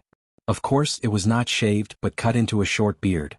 In addition, he had been doing almost nothing these past few days and only focused on cultivating the water cloud force that Li Yun Xian had taught him. As a result, he looked slightly younger. So the current Lu Laodao, probably people who were not familiar with him would not recognize him. 3 days ago, Shirquizi came back from the city of Wei and told him that Magistrate Zhao and the 3 prefectural magistrates had left the city of Wei, and now it was managed by an official from a neighboring prefecture. That official did not want to cause too much trouble in the city of Wei. So many cases were casually dismissed. No one even investigated the cause of Constable Xing's death. This news made the depressed Lu Laodao feel a little better. But he still did not like to talk. He carried 2 heavy wooden buckets down the mountain road, but he did not feel tired. He just thought of what happened in the city of Wei for more than a month and felt it was like a dream. Cultivators, demons, came and went in that 1 month. Now he looked at the mountain scenery, the branches, the path, the sunlight, the cobwebs among the grass, the clothes that had just been washed and still smelled of acacia. It felt even more like a 1,000-year dream. He felt that he was a mortal after all, accidentally involved in the battle of so many immortals. But that wasn't a world that belonged to him. Even someone as talented as Brother Xian had been killed. That world was probably far away from him. When he woke up from the dream, it would be another few years or 10 years of ordinary life. He drank some coarse tea, knocked off the dried soil on the soles of his shoes, looked up at the sky. This life passed. Lu Laodao could not help but sigh. Although he knew that this was the life that an ordinary person like him should live, he always felt very empty in his heart. After all, he had seen that world. Before he knew it, he had reached the stone monument at the foot of the mountain. Out of habit, he looked at the intersection. He discovered that a couple seemed to be sleeping in a distant post house, and there seemed to be nothing out of the ordinary. So he went west. There was a small river in the west. The water was clear and shallow. There was a hint of sweetness in it. Boiled tea was the most fragrant. After taking a few steps, he suddenly heard a faint singing sound. It seemed to be the singing of a child. Lu Laodao cultivated the water cloud force, so his eyes and ears were already clearer than ordinary people. The child who was singing seemed to be not far from him, so he could hear it even more clearly. The child repeated the 4 lines of the song. The old soul on the 3-life stone. Let's not talk about admiring the moon and singing the wind. I am ashamed to meet an old friend from afar. Although this body is of the opposite sex, it will exist forever. These 4 sentences were like a giant hammer that pounded on his heart. Lu Laodao stood there blankly for a while. The wooden bucket in his hand fell to the ground with a clatter. Then he strode past a clump of trees in front of him, and finally saw the scene in front of him. Beside the small river, a child was sitting on a large green rock in the shade of the bamboo. He was waving a green bamboo branch in his hand and singing. Lu Laodao stared at him and slowly walked in front of him. When the child saw him coming, he stopped singing and threw down the bamboo branch in his hand. Standing up on the green rock, he smiled and bowed to Lu Laodao saying, "Old friend, why are you so late?" Lu Laodao was momentarily speechless. He could only say with a trembling voice, You are," the child continued. "In my previous life I was indebted to an old friend's care and I am deeply grateful. Because I was worried about your safety, I specially asked the King of Hell for mercy, and threw myself into the body of this dying child to see you. In my previous life I did too many bad things. After death I will have to suffer in the netherworld. Therefore I wanted to ask an old friend for a favor." When Lu Laodao heard this, tears flowed down his old face. He wanted to go forward and touch and hug the child, but he still felt that it was inappropriate. He could only nod his head repeatedly. "Brother X, speak. The child continued, "The Wei River Dragon King that I killed was the 9th son of the divine dragon, Qi Wen, which was a violation of the laws of heaven. Therefore, as long as the resentment of the Dragon King does not dissipate, I will have to suffer. If an old friend can make people worship the Dragon King in this world of the living, he will receive incense in the netherworld and will no longer blame me. I have calculated that an old friend will have a chance in the future. If that chance can gather some people and believers, I will be able to be free sooner. If one day an old friend wants to establish a cult and accept disciples, since it is worshipping the divine dragon, let's call it the dragon cult." Lu Laodao choked with sobs and said repeatedly, Good. When the child finished speaking, he stood on the green stone and bowed to Lu Laodao and suddenly fainted. But before Lu Laodao could help him up, he woke up on his own.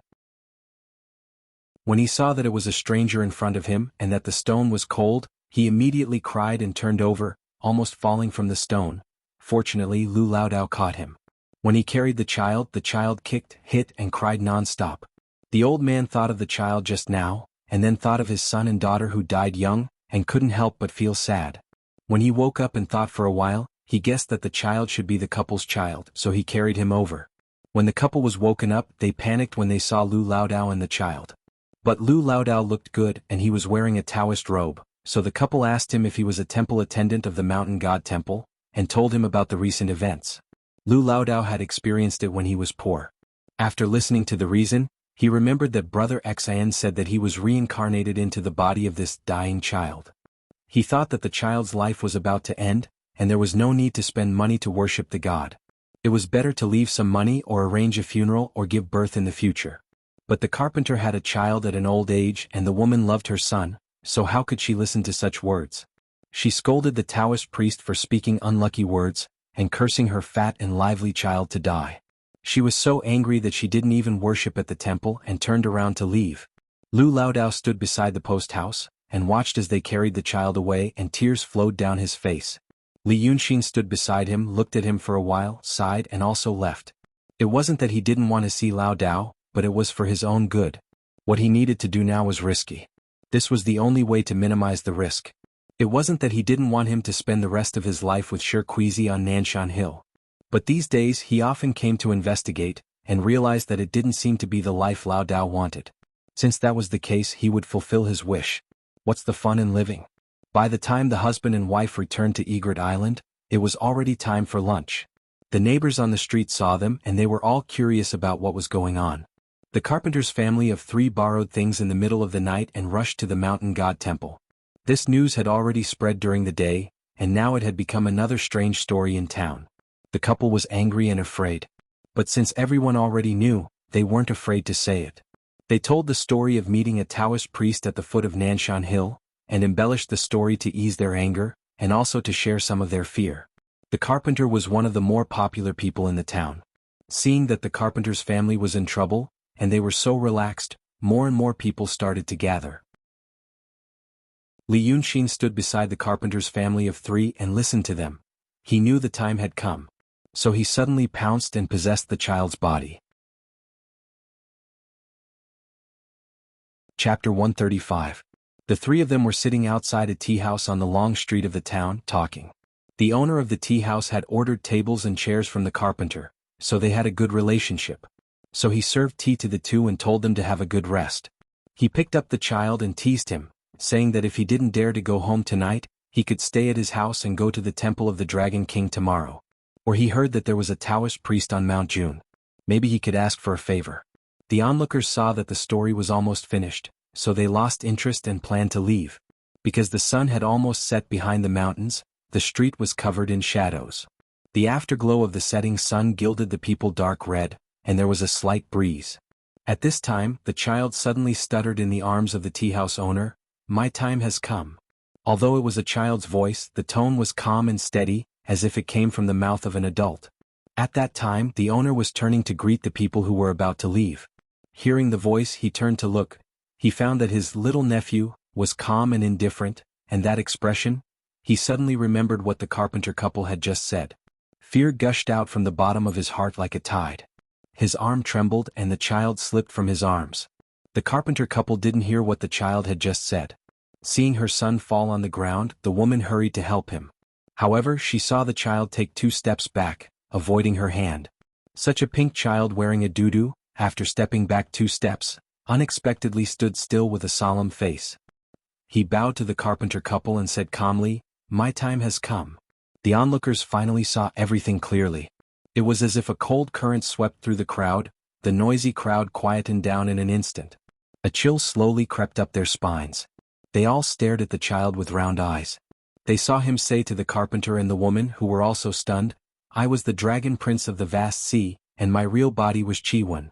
I sneaked out of the dragon palace for fun and reincarnated into your family. I was supposed to die when you gave birth, but my father loved that the vast sea was boring, so he allowed me to play in the human world for 4 years. The Chi-Wen that appeared in Wei City a few days ago was my real body. Today the time had come. Yesterday it was my elder brother who came to pick me up. But seeing that you all love me, he delayed it for another day so that I could say goodbye to you all." At this point, the chill on the people's spines slowly receded. Although he was still so shocked that he didn't even dare to breathe loudly, he knew that it was Dragon Prince, and not Evil Ghost, after all, so he wasn't as afraid in his heart. But someone was already trembling with excitement. Coming into contact with a god, at such a close distance. The carpenter couple was also dumbfounded. The woman wanted to cry but didn't dare to. She wanted to hug him but didn't dare to hug him. She could only cover her mouth as tears flowed through the gaps between her fingers. The child continued, "But in order to repay your kindness in raising me for 4 years, I have buried a golden statue under the loquat tree in your family's courtyard. In the future, when you worship this statue, I will receive incense. I have the body of a divine dragon, and my magic power is boundless. You can also worship me as the cult leader and establish a dragon cult. When you worship me, you can chant, 'The cult leader of the dragon cult will enjoy immortal blessings forever, and live as long as the heavens to show your sincerity. In a few days there may be black dragon envoys, white dragon envoys, blue dragon envoys, and red dragon envoys appearing in this world. You must not neglect them.'" After saying this, he shouted, all right, I'm going." Then he fell to the ground and didn't move anymore. When the woman saw this, she immediately cried and rushed forward. When she checked his breath, she found that the child was really dead. At this time, her husband dared to walk forward and hug the child. It seemed that he couldn't cry even if he wanted to. He had something else on his mind and kept looking in the direction of his family. And the people were in an uproar, like a swarm of flies buzzing in discussion. Those who believed in it pretended to worship the child's corpse. Some were skeptical and shouted to go to the carpenter's courtyard to dig it up. Some hurried to protect the child and walk away, saying that it was a newly dead child with a strong murderous aura. At this time, Li Yunxin used the iron chain to lock the child's small soul, but he couldn't see what was wrong with the soul. Many demons and Yin spirits can temporarily pull a person's soul out of their body. But unless it's a powerful demon, it's very difficult to really take a person's soul away. When it's 10 feet away from the person, the soul will only linger around the body. Because of this, when demons harm people, they can only make the soul leave the body. If they find a Taoist priest with some cultivation, it's very easy to pull the soul back. And the iron chain in Li Yunxin's hand was given to him by Yanjun. Once you put it on a person's body, you can pull the soul out. As long as the iron chain is here, the soul will obediently follow it. Right now, he used the iron chain to lock the child's soul and left the crowd. He followed the instructions in the booklet. First, see if there are any locust trees nearby. None. Then he walked a little further and found a place where the Yin energy converged, and led the child's soul to that place. Then he shouted, "It's time, why don't you go?" The soul shuddered and disappeared into the Yin Qi. In fact, Li Yunxin really wanted to go in and take a look, to see what the underworld looked like. But he was afraid that he wouldn't be able to return, so he had to give up. When he returned to the street, the crowd was no longer there. They all went to the carpenter's house. At this time the sky was already dark. People lit torches or lamps and gathered under the tree to watch the carpenter dig out the golden statue. Originally, the carpenter's death was a sad thing for everyone. But now that they knew it was Qi Wen and the Dragon Prince, they felt that it was a miraculous happy event. The carpenter himself didn't seem to be sad anymore. Instead, he was happy that there might be a golden statue. Happy. Even if it was a small statue the size of a fist, even if it was hollow, it was worth a lifetime of hard work for him. In the noisy and strange happy atmosphere, only the woman was holding her child's cold body, sitting in the darkness under the eaves of her house and wiping her tears. She cried like this for a while. Suddenly she found that people suddenly quieted down. After 2 breaths, exclamations broke out simultaneously. Then almost everyone in the courtyard knelt down. Her husband, whose hair had already turned white, stood under the loquat tree in the courtyard, in the dim light of the torches, hugging a golden statue. He smiled joyfully. But the shadow on his face made the smile look a little ferocious. The woman stared at her husband for a while, then suddenly lowered her head and cried even more sadly. People were shouting words like, Dragon King, Dragon Cult Leader, Qi Wen Dragon Son, and so on. But these voices were vague in the woman's ears, and the golden statue and the firelight were also vague in her eyes. There was only that little corpse in her world, only that one thing was clear and real. Chapter 136. It has been more than 10 days and the wilderness mountain is green again. After a rain, the ashes of the grass and trees become the best fertilizer. So the shoots come out of the wet soil, see the sunshine and grow wildly when the wind blows. When the middle-aged man in a gray robe stands on the land where Lu Ling fell, the grass has reached his feet. The middle-aged man is just a middle-aged man with a plain face. But his beard is black, smooth and shiny, as if he has been carefully groomed. The gray robe is also a plain gray robe, but there is no wrinkle except for the smooth wrinkles caused by the drooping clothes. There is no trace of stitching or stitching. He stands here and looks at the city of Wei to the southwest. It is a sunny day today, and the city of Wei can be seen clearly under the blue sky. Looking into the distance, he sees a large piece of lush wilderness forest and the Wei River reflecting the sunlight like a jade belt, and he can't see the end of the Dongting here. The middle-aged man looks at it for a while and sighs in a low voice, this old thing. Then he strolled forward and a gray cloud appeared under his feet. After 3 steps he is already on the gray cloud. Then his robe flutters and he rides the cloud with the wind, straight to the city of Wei. Yunzi, the president of the Institute of Law of the Langya Cave of Daotong and enlightened immortal, arrives at the city of Wei on this day. Cultivator Yunzi is already 132 years old. The realm of enlightened immortal is not the highest among the realms. Above it are advanced immortal and perfect harmony immortal. But the reason why he comes to the city of Wei instead of others is that he has been living in the mortal world for 46 years before he entered the Tao. He started to cultivate at the age of 46. Before that he was a middle-level official. Although the heavenly heart Tao art had washed away his worldly aura, he was still the most knowledgeable person in the Langya Grotto Heaven compared to the others who had started cultivating at a young age or were born in the Grotto Heaven. The Langya Grotto Heaven, which was ranked 9th among the 18 Grotto Heavens of Daotong, had no lack of treasures. Many cultivators relied on famous scrolls, rare scrolls, or even treasured scrolls to pass the heavenly tribulation. The time they saved could be used to cultivate their Tao techniques.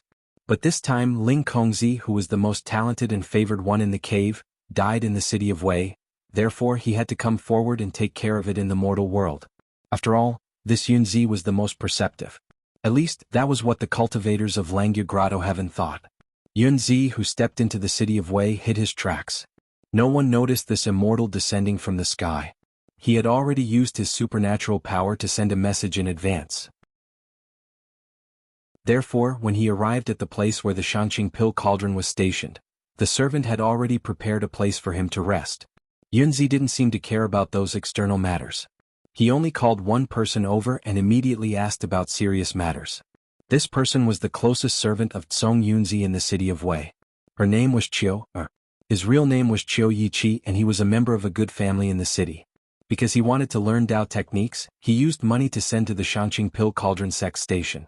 Who knew that before he could learn much, he was taken in as a catamite by Tsong Yunzi because of his good looks. This Chiu was sly and knew when to advance and when to retreat. In 3 to 4 years he had already become the closest person to Tsong Yunzi. When Song Yunzi grew older, he wasn't good at sexual matters. Thus, he really treated him like his own nephew and taught him some profound Dao techniques. Now, Chiu-er had already become a teenager of 18 or 19 years old. His Taoist name was Ming Chiu-er. When Song Yunzi wasn't around, he was already someone who had a say in this station. When Yunzi summoned him, Chiu-er told him everything that happened these few days, including how he found Song Yunzi's corpse in the forest beside the Wei River. Although he was sad when he spoke, he didn't lose his composure. His speech was also orderly. Therefore Yunzi didn't hate him. Therefore when Chiu-er finished speaking, Yunzi didn't drive him away, he just stood aside obediently. The cultivator in the realm of truth pondered for a while and shook his head slightly. This must be done by that old thing. That old thing has been in Dongting for 2,000 years. There must be some unclear relationship between that old thing and that dragon son. I don't believe that they are incompatible like fire and water. As soon as Dragon Sun died, Ling Er's Dharma body also disappeared. Song Yunzi was killed again. The head of a Taoist in the realm of emptiness was smashed. It must be done by a demon. Now the deity position in the temple near the city of Wei is empty. That old thing in Dongting doesn't occupy it. She must be waiting for something. He paused for a moment. Waiting for that Bai Yunxing. That old thing may think that Bai Yunxing killed Dragon Sun. Well, Ling is arrogant, but she is not reckless. After such a catastrophe, there must be a powerful force beyond her calculation making trouble. It must be that Bai Yunxing, the daughter of the Rock King. Speaking of this, the cultivator paused for a long time and then asked, "Is there anything else these days?" Even though Chiu-er was smart, she didn't know how to answer such a general question from the immortal. But after thinking for a while, she still observed his face while picking up some recent news in the city of Wei. After saying a few things, she found that the immortal had no sadness or joy on his face. She became bolder and talked for 2 hours. When he really had nothing to say, Yunzi, who had been sitting and even breathing, finally opened his eyes. Worship the dragon god? He looked out of the window, and the golden statue? Yes, I've seen it too. Chiu-er said, it said that there was a baby in the Egret continent who called himself the Dragon Prince of the Vast Sea. He said that his real body was Chi-Wen. He came to the mortal world to play for 4 years and it was time to return. So he told his parents about his real body, and the carpenter really dug out a golden statue in the yard. When I was looking for my master, I went there to take a look. I said that a Lao Dao had predicted that the child would die, so a group of people went to him and asked how to worship the golden statue. That Lao Dao was also a money grubber, so he collected some real money and worshipped the golden statue in the mountain god temple of the southern mountain, and named himself the temple attendant of the dragon god temple.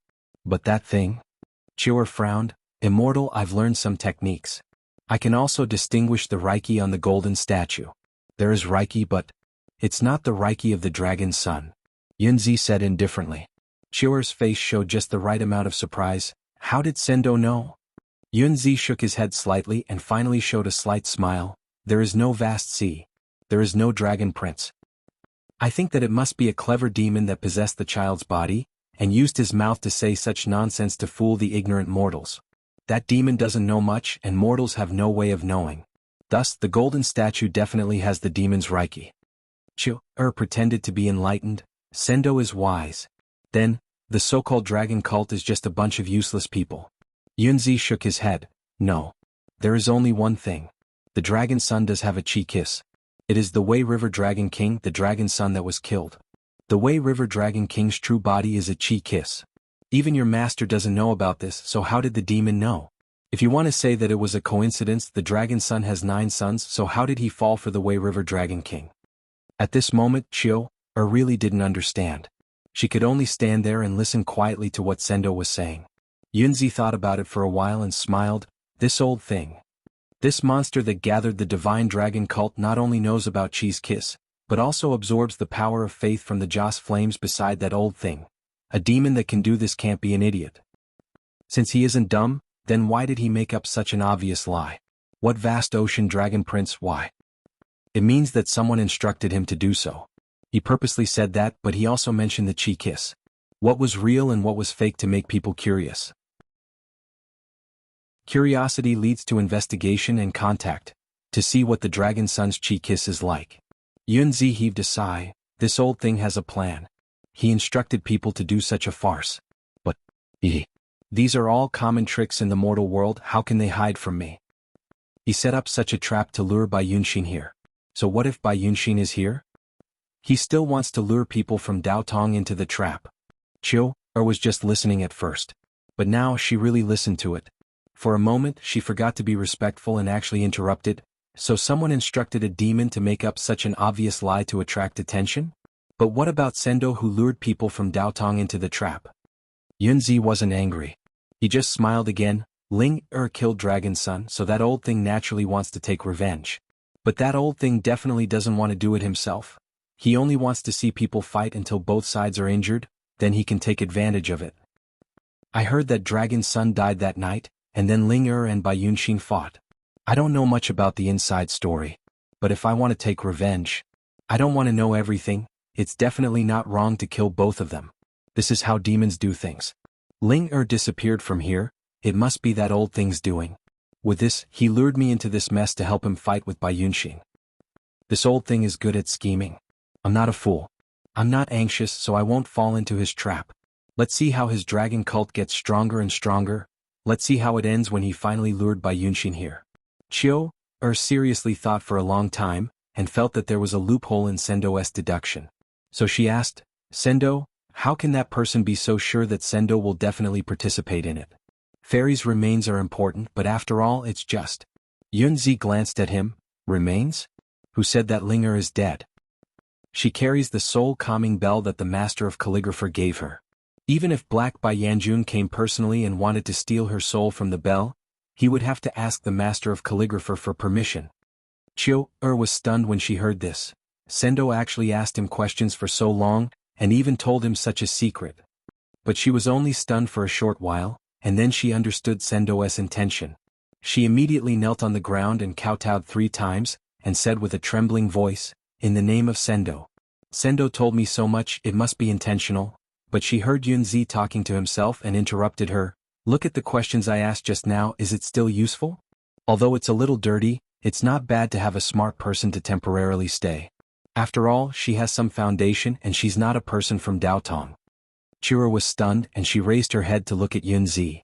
She found that Sendo was looking at the place where she just stood, talking to the air. Before she could figure out what he meant, she saw Yunzi nod and say, sorry for troubling you. Then she waved her hand gently. A breeze caused by the sleeve blew and Chira's soul left her body. Yunzi flicked his fingernails as if he was disgusted with the dirt, and his soul vanished. But in the next moment, Chira's body quickly stood up again. Everything that had happened in that split second was as if he himself was just slightly stunned and swayed a little. The newly born Chira stretched her body and walked a few steps in the room.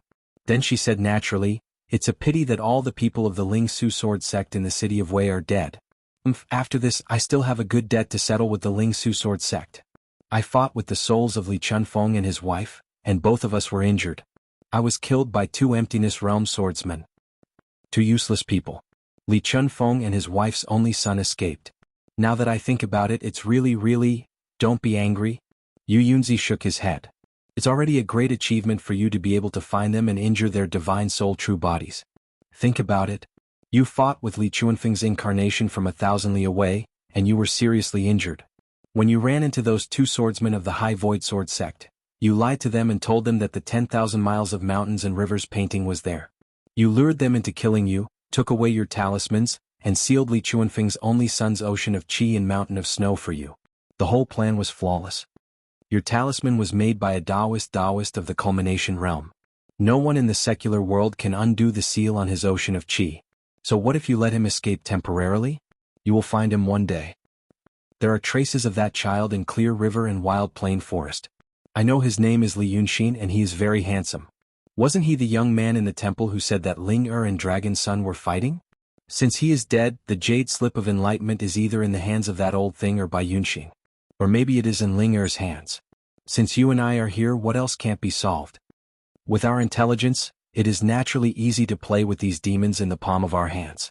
Is there anyone in the Wei River who is better at scheming than us? Yunzi tried to persuade her for a long time, as if he was coaxing a willful child. The cold demeanor of an enlightened Taoist master was nowhere to be seen. After this persuasion, this Chioa snorted and walked to the table and sat down. But after sitting for a while, she suddenly slammed the table and screamed, "But we still can't spare the Ling Su sword sect. Yunzi sighed. Okay. After dealing with this matter we will go to the Ling Su sword sect, okay? Chiu snorted again. But she only sat for a while and then stood up. I still don't feel happy. I'm going to get some fresh air. Don't follow me. Yunzi shook his head. I won't follow you. But don't get within 3 feet of the Dongting River. As for the others, no one in the Wei River can hurt you. After saying this, Chiu slammed the door and went straight into the courtyard. Chapter 137. Think about it when you are hungry but not thirsty. First, there is a piece of steaming, crispy and fragrant beef wrapped in delicious sauce. He picks it up with chopsticks and puts it into his mouth slowly. Then a mouthful of steaming white rice with distinct grains, sweet, soft and elastic, goes into his mouth. The aroma of beef is steamed by the rice and mixed together, permeating every grain of rice. As soon as he bites, the delicious juice bursts out in his mouth because of the smooth and tender taste. Then he is filled with joy and happiness. Li Yunxin once thought he would never experience this kind of happiness again. Because this body does not feel hungry. It is difficult to taste the deeper taste of food when eating without hunger, so he also understands why the Lord Dongting pays so much attention to satisfying the desire of food. But now this feeling appeared again. People are worshipping the golden statue of Dragon Prince kissed by the vast sea. The cat demon attached to it shared this cup of soup with Li Yunxin. He was indeed a cheese kiss. Mortals don't know whether this Chi-Wen is Chi-Wen or not, but there is only one Chi-Wen god in the world. Who cares if he is Vast Sea Dragon Prince or Wei River Dragon King? Powerful people near Wei River all think that Chi-Wen is dead. Only Li Yunxin sits in a wooden pavilion at the head of Egret Island, leaning against a wooden pillar of primary color. While enjoying the satisfaction and happiness of the power of incense and wish flowing into his body like a trickle, he throws salted fish into the water. It is noon and the sun is burning. There are few people near the Dragon King temple. Cicadas are screaming in the trees, and dragonflies are standing on the tips of the withered grass. It is just summer, but the air on the ground has been a little twisted by the sun. There is a bamboo basket beside Li Yunxin with a dozen salted fish in it. The fishy smell attracts a few flies buzzing around him, but they never dare to get close because of their instinctive fear. Beneath his feet was the shallow waters of Dongting. At this moment he was holding salted fish's tail in his hand. When he loosened his grip, he fell into the water with a splash. Hence, he muttered, a salted fish opens its mouth and falls into the water with a plop. He picked up another one and threw it into the water, chanting, 2 salted fishes, 2 mouths open, plop plop plop into the water. After a while, he looked at the surface of the water, but there was still no movement. So he picked up the silver wine jug on the railing and poured a thin line into his mouth. Squinting at the sparkling lake, he threw another salted fish into the water. 3 salted fish with 3 mouths open, plop plop plop plop plop into the water. Just like that he slowly threw the dozen or so salted fish into the lake. He kicked over the bamboo basket and threw away the wine pot. Leaning against the pillar, he slowly sat on the floor of the pavilion and closed his eyes. Li Yunxin rested for a quarter of an hour amidst the chirping of the cicadas and the cool breeze. Then he opened his eyes. She saw a pair of red shoes embroidered with golden threads and a thin red dress on the floor in front of her. So he tilted his head, half closed his eyes, raised a hand and waved it casually as a greeting. Oh Miss Li, how have you been after marriage? The lady in the red dress did not speak. She only clasped her hands behind her back and silently walked a few steps in front of him. Then she looked at the lake outside the pavilion and asked, for no reason, why did you throw that thing at my house? Li Yunxin squinted his eyes and raised his head to look at her. He smiled, that night when I saw Miss, I fell in love with her at first sight. I couldn't forget her. Today I was so depressed that I came to get drunk. I also heard rumors about Miss, so I bought a basket of salted fish and threw it into the lake, just to see Miss's face again. I even wrote a poem for Miss, 1 salted fish, 1 mouth. The lady in red was already angry. You actually dare to use this matter to make fun of me?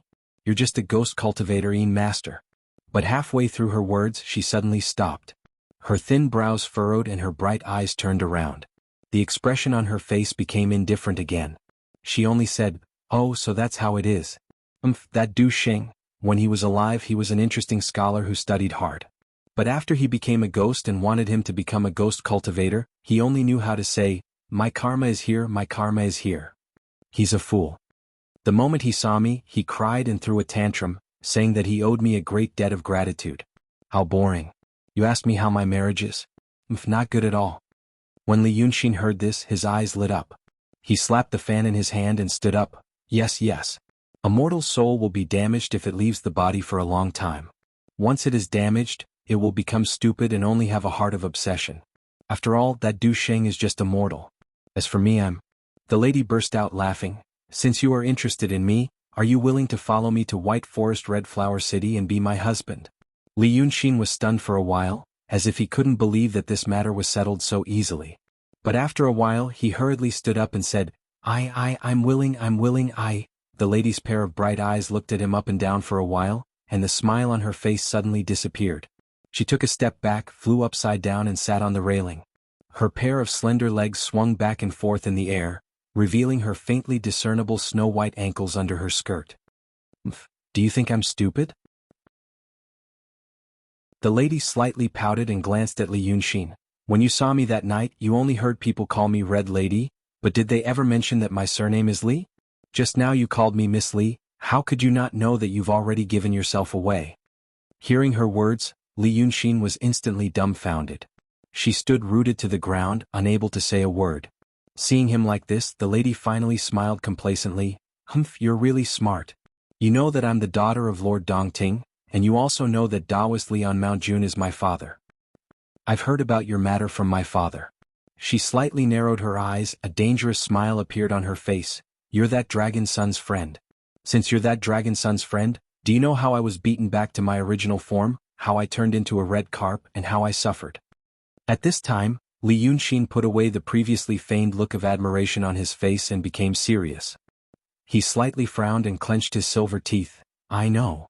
Red Lady slightly raised her face and glanced at him. Even if you know, you should know how much I hate that dragon's son. Although it's because of my father, but you put on this play, do you think I don't know your intention? You guessed that I and that Du Xing don't get along well, and you felt that I had some affection for you that night, so you planned to use your beauty to seduce me. What love at first sight, what unbearable suffering. Do you think I'm one of those mortal women? You're still far from deceiving me with this trick. Speak properly. Do you really intend to become my husband and bewitch my father to take revenge for your dragon son friend? Is that right? Li Yunxin was silent for a while and took a deep breath. So what? Red Lady coldly snorted again. Aren't you afraid that I will kill you because I know that you're that dragon son's friend? Li Yunxin was silent again.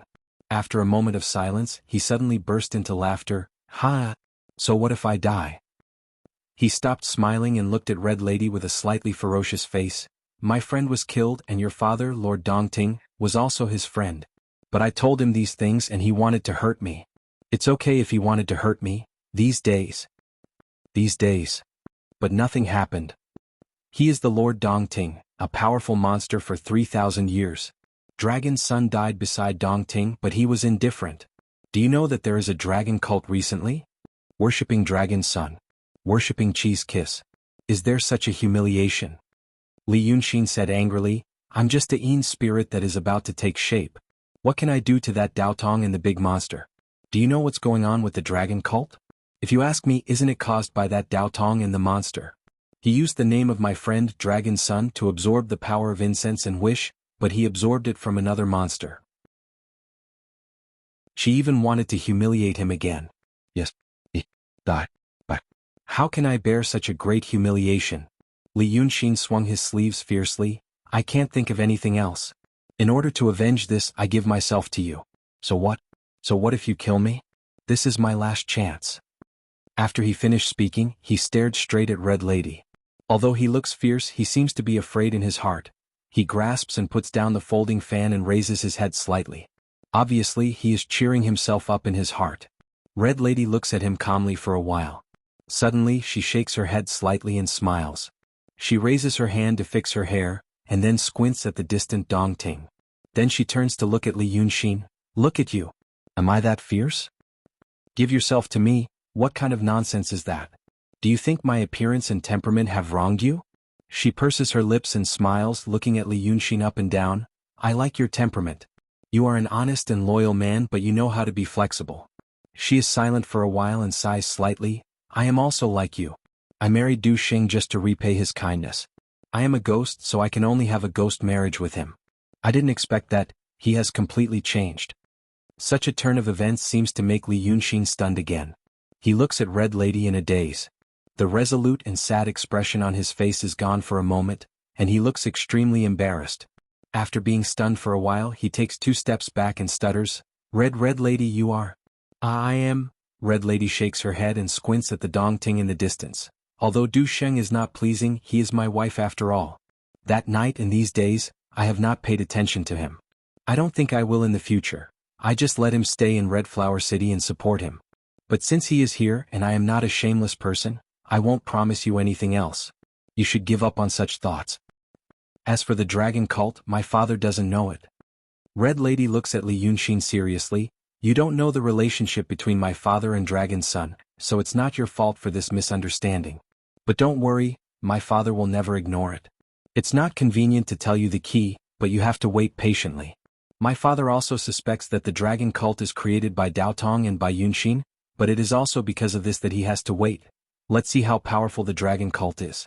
If it really creates a big demon, how can Daotong sit still?" She thinks for a while and sighs, "It's also because my father got that. Alas, I think it's also a big trouble.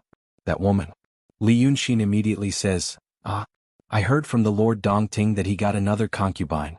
But it's not a concubine, it's a trouble. Now the Taoists in the city of Wei are not willing to leave." After saying this, Red Lady stops talking. She just sits on the fence of the wooden pavilion, holding her chin with one hand and looking at Dongting. No one knows what she is thinking. Her red sleeves slide down, revealing half of her snow-white arm. Li Yunxin doesn't say anything and just stands there. The pavilion quiets down. The cicada, which was scared by them just now, starts to chirp again. An egret schemes over the water looking for some small fish to eat. A small boat is rowing slowly on the lake. There is only a white line of clouds in the sky. The distant mountains are green and tender. After staying quietly like this for a while, Red Lady lets out a sigh and smiles. "This is really good. It's not like the Red Flower City." After saying this, she jumps down from the fence and throws a small bell to Li Yunxin. Li Yunxin catches it and finds that the bell seems to be made of gray iron. It's misty. When he shakes his hand, there is a strange bell sound, not clear but a little sharp like the chirping of a bird. Red Lady points at the bell. "That night, you gave me the soul of a Taoist and said it was a gift. I think you must have done something, so you refined the Taoist soul and made it into this bell. Actually, it's interesting that the Taoist soul hasn't dissipated yet and is still conscious. But when you pinch this bell, it's like pinching his ghost. When a ghost is pinched, isn't it very painful? That's why it cries like this when you touch it. It can be used to relieve boredom." She smiles softly as she says this. After that, he rested for a while and suddenly asked, "Then do you really love me?" Li Yunxin is startled when he hears this. Then he blinks his eyes. You still know shame." Red Lady smiles, jumps out of the pavilion and goes straight into the water. "I will help you ease the pain of my father. You must remember my kindness." Li Yunxin looks at her disappearing into the distance. After a while, he finally lets out a sigh of relief. This little demon dares to tease this king. He blinks his eyes and laughs, feeling a little amused. The Lord Dongting is like a human, but his daughter is even more like a human. If he doesn't have to, he really wants to tease her slowly. It's really very interesting. Such a clever little demon. While laughing, he gently pats his hands with the folding fan and slowly walks along the road. While walking, he thinks of something. Like this, he passes through Egret Town, turns into a wild forest, and walks towards the direction of the city of Wei. Suddenly, he sees a man in colorful clothes running towards him while waving his hands and feet, shouting at him, "King, king! Disaster, disaster, disaster!" This man pats his arms while running like a child playing, but the expression on his face is frightened and anxious, although it is a slightly protruding, somewhat strange face. When he runs closer, Li Yunxin frowns and kicks him to the ground, scolding him to his face, "Disaster, your sister." Only the minions of the villain will shout like this, do you understand? Chapter 138. In fact, Li Yunxin is quite tolerant to these monsters. He even has a sense of intimacy. When he saw the 4 monsters listening to Mrs. Sanhua, he felt it was novel and interesting, so he gave them names: Sheriff, Tsiji, Shuck, and Pheasant. The one who comes here today is Pheasant. At that time he just felt it was interesting. When he took over the bodies and went to see these monsters again, he actually felt intimate. This kind of intimacy has nothing to do with feelings. In Li Yunxin's view, it is just a physiological recognition because of similar identities. However, he knows that physiological feelings usually affect psychology, and a person like him can be so easily influenced by physiology, which means he has a sense of loneliness subconsciously. Because of loneliness, he needs the care and recognition of the same kind. Therefore, after seeing these monsters again, he feels, well, not bad. This is a dangerous tendency. He has a sign of losing control of his emotions, and he doesn't like this kind of sign at all. So he tries a kind of close but distant relationship. But it doesn't seem to be very successful. The pheasant is kicked to the ground by him. He stares with round eyes and still says, my king, it's not good. Li Yunxin sighs and picks him up. He takes a big step and walks a few miles in the jungle in the blink of an eye. Then he throws him to the ground. I told you to patrol the mountain well and don't get close to the Dongting within a mile. Do you know how close you were to the Dongting just now? If you dare to mess up my business like this next time, I will stew you into a braised chicken tonight. Tell me what's wrong. Before the decisive battle between him and Dragon Sun and Bai Yunxin, he had ordered Mrs. Sanhua and other monsters to leave the city of Wei. Now he has created the dragon cult, and these monsters have been possessed in the portraits worshipped by the people. The dragon prince of the vast sea indeed has a golden statue, but in the eyes of the people, as the dragon prince, he has no one to order around, which makes him lose his prestige. What kind of person was Lu Laodao? At once, he fabricated 4 protectors and one to serve the dragon lady. He also made a nondescript clay statue. The 4 little demons and Xiao Jiesen's soul also had a place to rest. Li Yunxin also orders the 4 monsters to patrol the wilderness forest between Dongting and the city of Wei when they are free. Although the little demons did not know what the king's intentions were, they still tried their best every day to tell him everything they heard, regardless of whether it was important or not. However, it was inevitable that they would stumble when they spoke. Li Yunxin always had to think carefully for a long time before he could understand what these guys wanted to say, such as now. The pheasant stood up and said in a panic, the city. A fiend has come to the city. Outside the city, there was also a malefic star. Aya. Hearing what he said, Li Yunxin thought for a while. You mean a malefic star wandered in the city for a while and then wandered outside the city for a while? Your Majesty, you are so wise. The chicken spirit nodded like pecking rice. He wanted to kill me when he saw me. Fortunately, I ran away fast. Now he is in the city again. Aya, searching everywhere. Did he use talismans or swords? The chicken spirit blinked. Both? Both. He stabbed me with a sword and wrote in his hand. Those who used talismans were from Daotong and those who used swords were from Kenzo. Those who used both were wild Taoists. But these days, the divine dragon cult in the vicinity of Nanshan Hill was very popular. There were hundreds of foolish men and foolish women who came to the divine dragon cult. Such a strong power of faith made the cultivation of those few little demons increase a little. According to the level of human cultivators, the chicken spirit was now at the peak of the artistic realm. It was the same reason that he used to level up in games. It was always easy to improve at a lower level.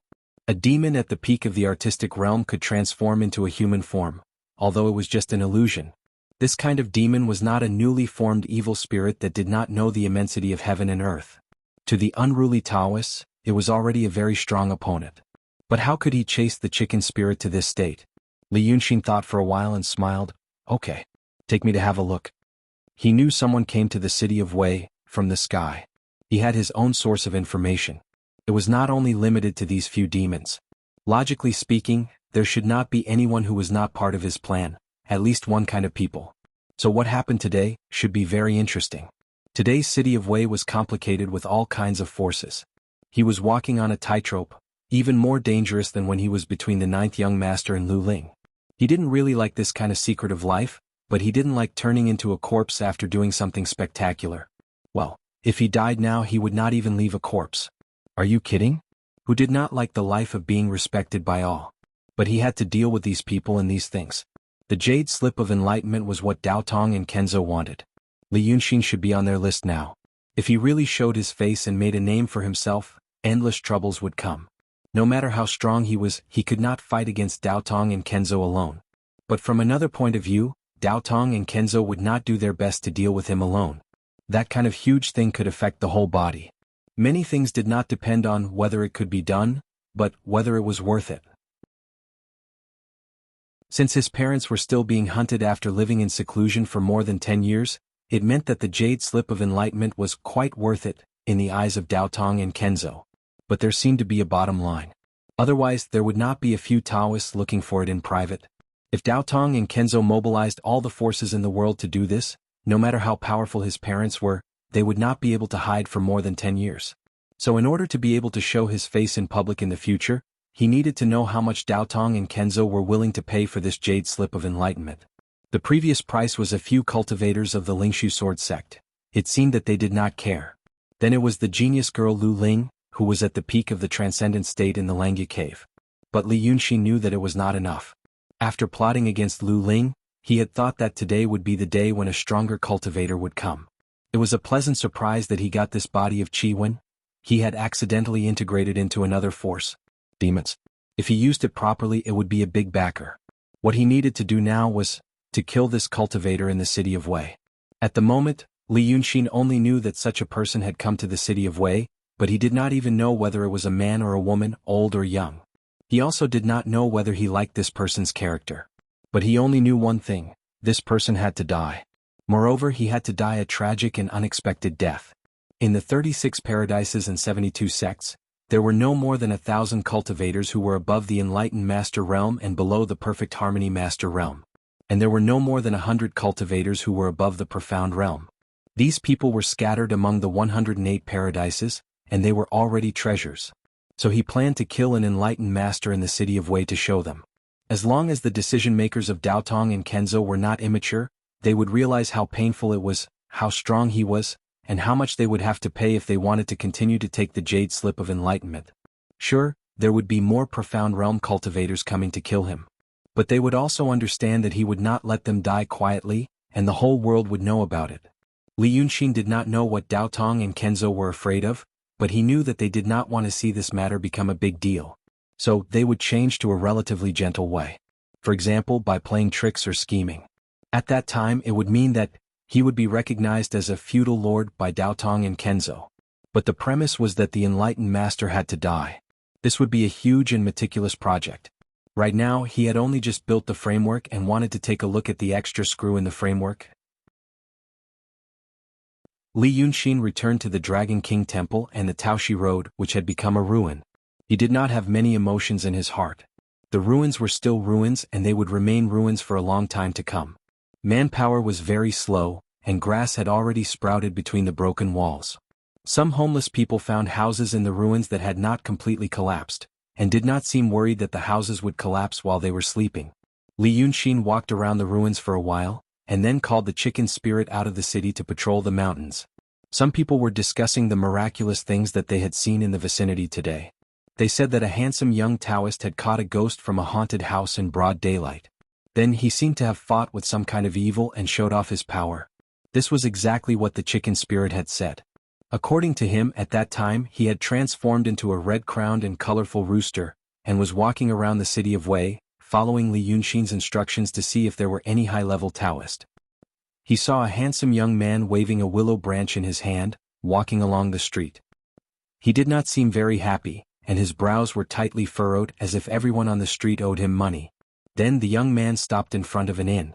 This was a fairly prosperous inn, and there were people going in and out of it at that time. He stood in front of the door and stared at the two doors of the inn for a while, and then walked in without saying a word to the waiter. Coincidentally, a scholar carrying a sword passed by him, and the young man pulled out the sword from the scholar's waist. The sword was also a good sword, and its value was equivalent to a month's expenses for an average family in the city. How could the scholar let go of his sword so easily?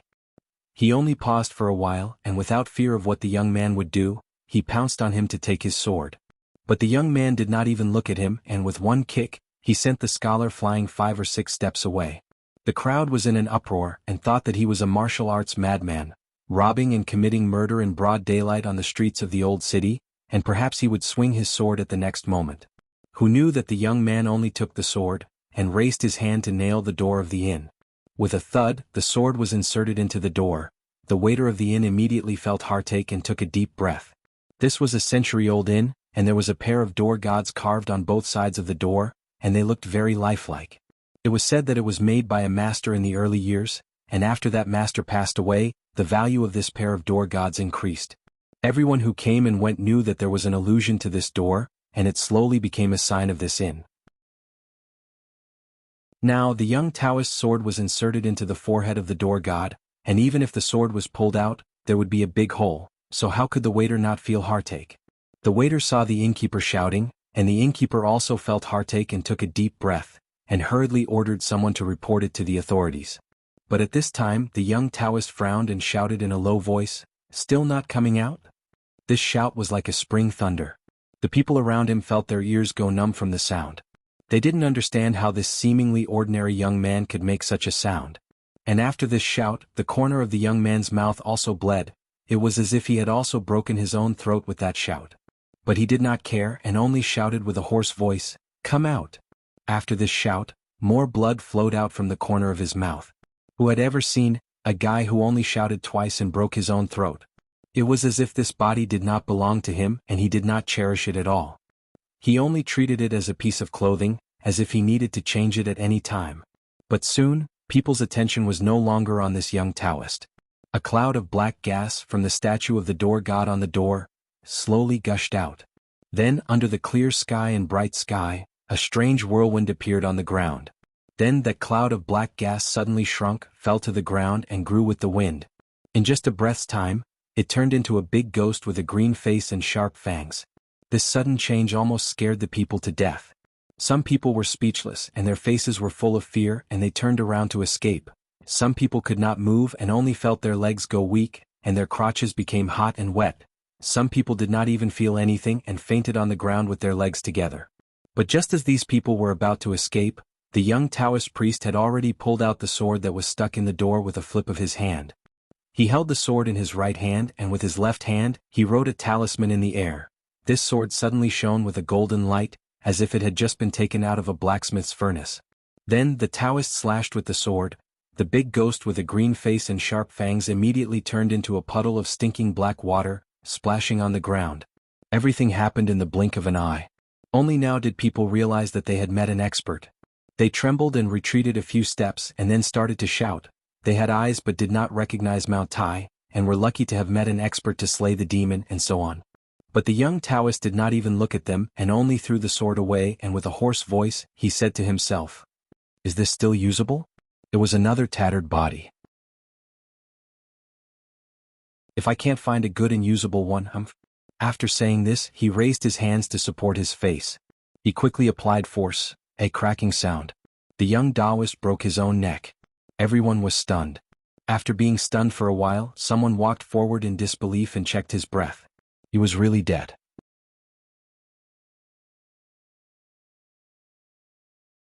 Chapter 139. At this point, even mortals could see what was happening. However, only the chicken spirit could see what was happening next. A ball of green light rose from the Taoist's body and trembled in the air before turning into a green Taoist. However, this Taoist priest was extremely ugly, and his stature was short. His expression was cold and arrogant, as if he was the best in the world. The combination of these two made for a comical scene. Although the chicken spirit could transform into a human and speak human language, it was still not a human. It had sentience, but it was like a child. It thought of its King Li's handsome appearance and momentarily forgot itself. It chuckled at the Taoist's soul. So ugly. So ugly. What a short-legged ghost. The Taoist only took one look at him and knew that he was a demon with sentience, but he didn't take it to heart. However, when he heard this, he was enraged. He slapped the back of his head and spat out a small green sword that grew in his hand. Then, he formed a seal with his left hand and slashed at the chicken spirit. The chicken spirit panicked and ran away while the Taoist's soul chased after it.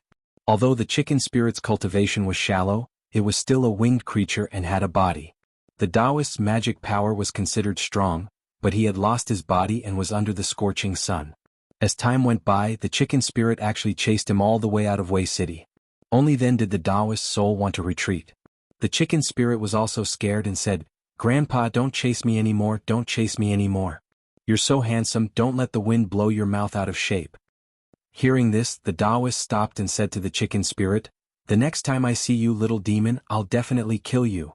Li Yunxin realized that the chicken spirit dared to play tricks on him. It was clearly the chicken spirit who made the mistake first.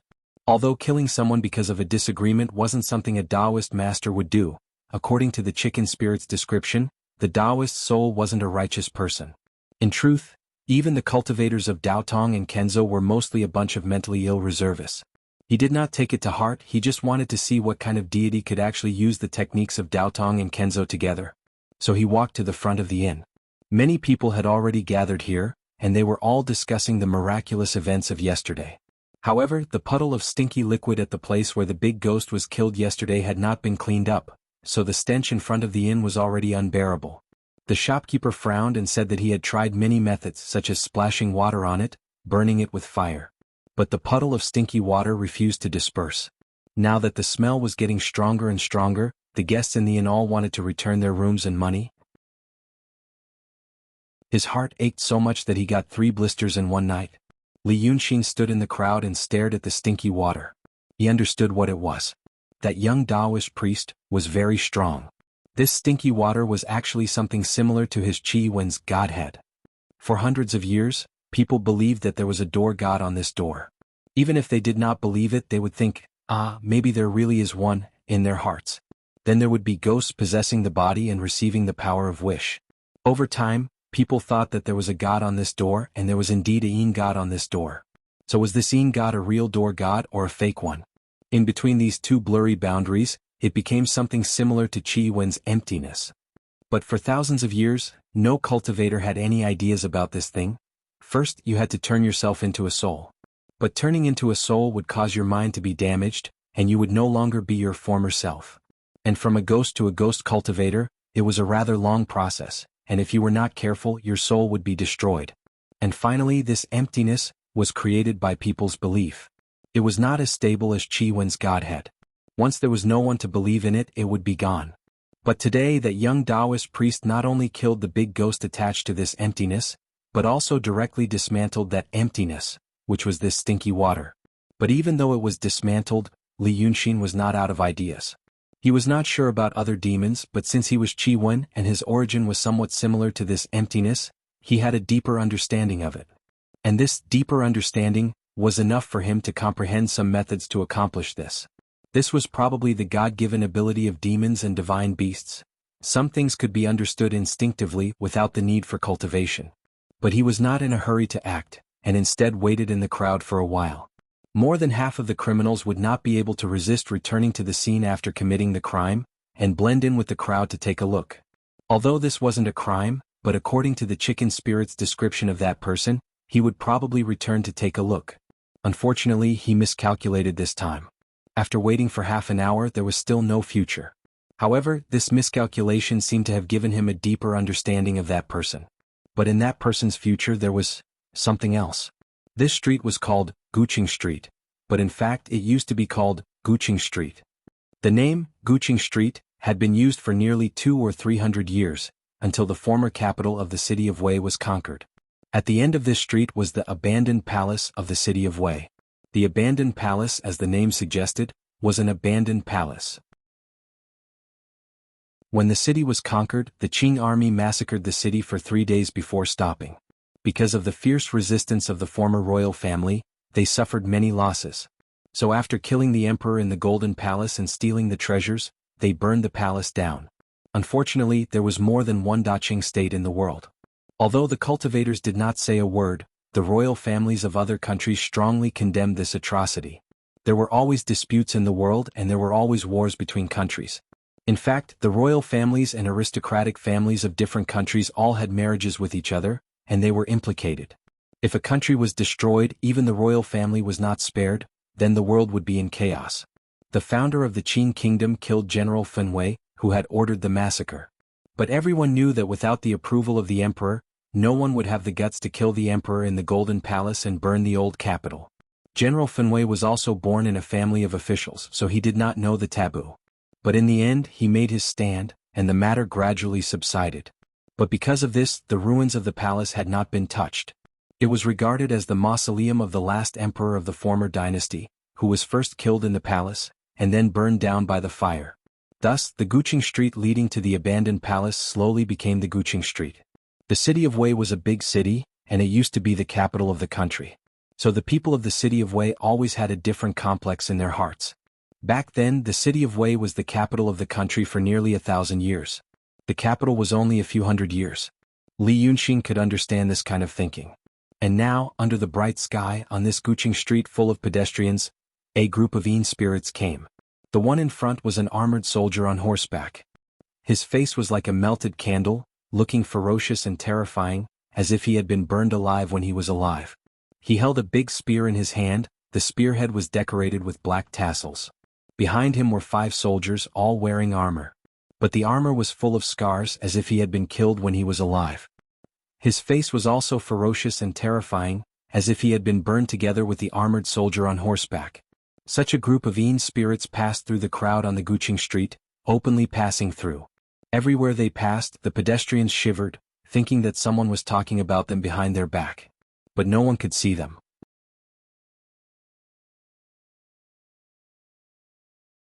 Chapter 140. The 6 Yin spirits walked to the front of the inn. The ferocious soldier reined in his horse and stared at the puddle of black water. Then he looked at the puncture marks on the door. After observing for a while, he turned around and sat on his horse before asking Li Yunxin, "Do you know the details of this Yin spirit?" Li Yunxin looked at him with interest. He didn't answer but asked, "I used to live in the city of Wei. But I don't know you. What is this?" The soldier saw Li Yunxin's calm expression and knew he wasn't an ordinary ghost. So his tone softened a little. "I'm the 5th Bo Yu, the general of the Golden Guards of Weidu. Today I came here to investigate after I learned that people of Weidu were killed." Li Yunxin clapped his hands with his folding fan and said, "Oh, you're the 5th general. Sorry for not recognizing you. Well, this is what happened. There was a stinky Taoist who came here to poke a door and a big ghost came out. Then he killed him. After that, he committed suicide. Only a wisp of ghost was left and no one knows where it went. Now there's a puddle of water in front of the inn. We can't do business anymore. It's really harmful." When Li Yunxin was talking to the general of the Golden Guards of Weidu, he was standing in the crowd. When he finished talking, there was already a small empty space beside him. He was a handsome scholar standing on the street and talking to the air. Previously, a big ghost was found in this door, and before that, there was a battle between demons and cultivators in the city of Wei. Everyone was already in a state of panic. Seeing him like this, they immediately thought, "It's a ghost again." But Li Yunxin didn't care at all. He just kept talking. "That's not necessary. It's just that I feel like old friends with you. It must be fate. Although you and I are different, we are both Yin spirits. I happen to have an idea." At this time, people were guessing whether he was really talking to a ghost or a lunatic. He raised his head slightly and stared at the sky. He listened for a while and shook his head with a smile. "Well said. My master is Miss Bai Yunxing. Oh. AI, there's no need to mention my real name. My young Miss Bai calls me Li Yunxin." After saying this, he turned around and walked to the door of the inn. The last person who did this made the doorway stink. So this time, the innkeeper mustered up his courage and stood in front of him, trembling with fear. You, what do you want?" Li Yunxin frowned and sneered, "Mortal, you really don't know death. I want to help you get rid of this disaster and you dare to make excuses? If you don't move aside, you'll be like this." After saying that, he waved his hand. With a swish, 5 deep claw marks appeared on a red wooden pillar in front of the inn. The wooden pillar was almost cut in half. The innkeeper was stunned for a while. He stared at Li Yunxin's hand and heard a creaking sound coming from the roof. He ran straight into the crowd. Li Yunxin snorted and frowned as he looked at the puddle of stinky water. Then he waved his hand and the black water, like water stains on a red-hot soldering iron, sizzled and quickly disappeared. After a while, even the stench was gone. After doing all this, he turned around and looked at the soldier on the horse. "I've put it in place. General, you can rest assured." The ferocious-looking soldier frowned and stared at Li Yunxin. "Your Excellency is so powerful that I've never heard of you. Who are you?" Li Yunxin smiled. "Go back and ask your king. You'll know." After saying this, he ignored the soldier and turned to look at the people on the street. After looking carefully, he finally found the innkeeper in the crowd. With a wave of his hand, a gust of evil wind wrapped around the innkeeper. Seeing this, the people immediately screamed and ran away, dispersing from the street. But perhaps the supernatural things that happened in the city had gradually made these people used to it. They didn't run far, but hid in the street corners or behind trees looking out. The innkeeper was trembling like a sieve. He didn't know what to say, so he could only say, Grandpa, spare me. Hero, spare me. King, spare me. Li Yunxin stared at him for a while, smiled evilly and threw him to the ground. After a few steps, he suddenly turned his head, but his face was full of anger. I helped you get rid of that puddle of stinky water. Why are you afraid of me, huh? Why are you afraid of me? The innkeeper just trembled, holding his head and didn't say anything. Li Yunxin was angry again. Why don't you speak? Why don't you ask my name so that you can repay me in the future? Don't you say that people understand etiquette best? If you don't ask me, I'll eat. I'll kill you. Hearing his words, anyone with a clear mind would know that he wasn't a human. The words, I'll eat you, almost slipped out of his mouth. The innkeeper might be scared and he really asked in a trembling voice, King, what's your name? I'll prepare 3 animals in the future. He wanted to say, please come and enjoy, but he was afraid that if he really came he would suffer. Fortunately, Li Yunxin was happy after hearing this. The anger on his face suddenly disappeared and he smiled. Listen, I'm a follower of the dragon cult. Dragon cult, do you know? In these days, some people in the city of Wei did know that there was a dragon cult by the Dongting Lake. But most people still didn't know. Hearing his words, the innkeeper was a little confused, and those hiding in the distance didn't even know what the dragon cult was. He got angry again and grabbed the innkeeper. Are you clear about it, Then he stared at those people in the distance. Today the dragon cult will eliminate the disaster for you, do you understand? If you say something wrong in the future I'll... Speaking of this, he suddenly grinned from ear to ear, showing 2 rows of white sharp fangs, and gave a shrill and horrible shout. Eat them all! Even the boldest people didn't dare to look at this scene anymore. He might be a demon, and he really is a demon were 2 completely different things. A group of people screamed and ran away, and the windows of the houses facing the street were closed with a clatter. The innkeeper had already fainted because of fear. In the blink of an eye, only Li Yunxin was left in the middle of the street. He snorted, walked a few steps into an alley and waved his sleeves. A cloud appeared from the ground and carried him up to the sky. But the problem was, it was daytime. A cloud appeared in the city and went straight to the sky. Who couldn't see it? The person in the cloud seemed to be aware of this. He snorted angrily in the air and suddenly turned back and disappeared in the city of Wei. After a quarter of an hour, a child beggar staggered to the door of the previous inn. The innkeeper had been rescued. He leaned against the pillar of his own house and kept sighing, saying how could he attract so many demons in a day. Some busybodies asked him what happened at that time. The innkeeper said slowly while pretending to be pretentious, which made people stare at him. The child beggar listened to him. After hearing that, she suddenly started giggling. Well, what a stupid imposter monster. Doesn't fit and this one doesn't fit either. Why don't you try the monster?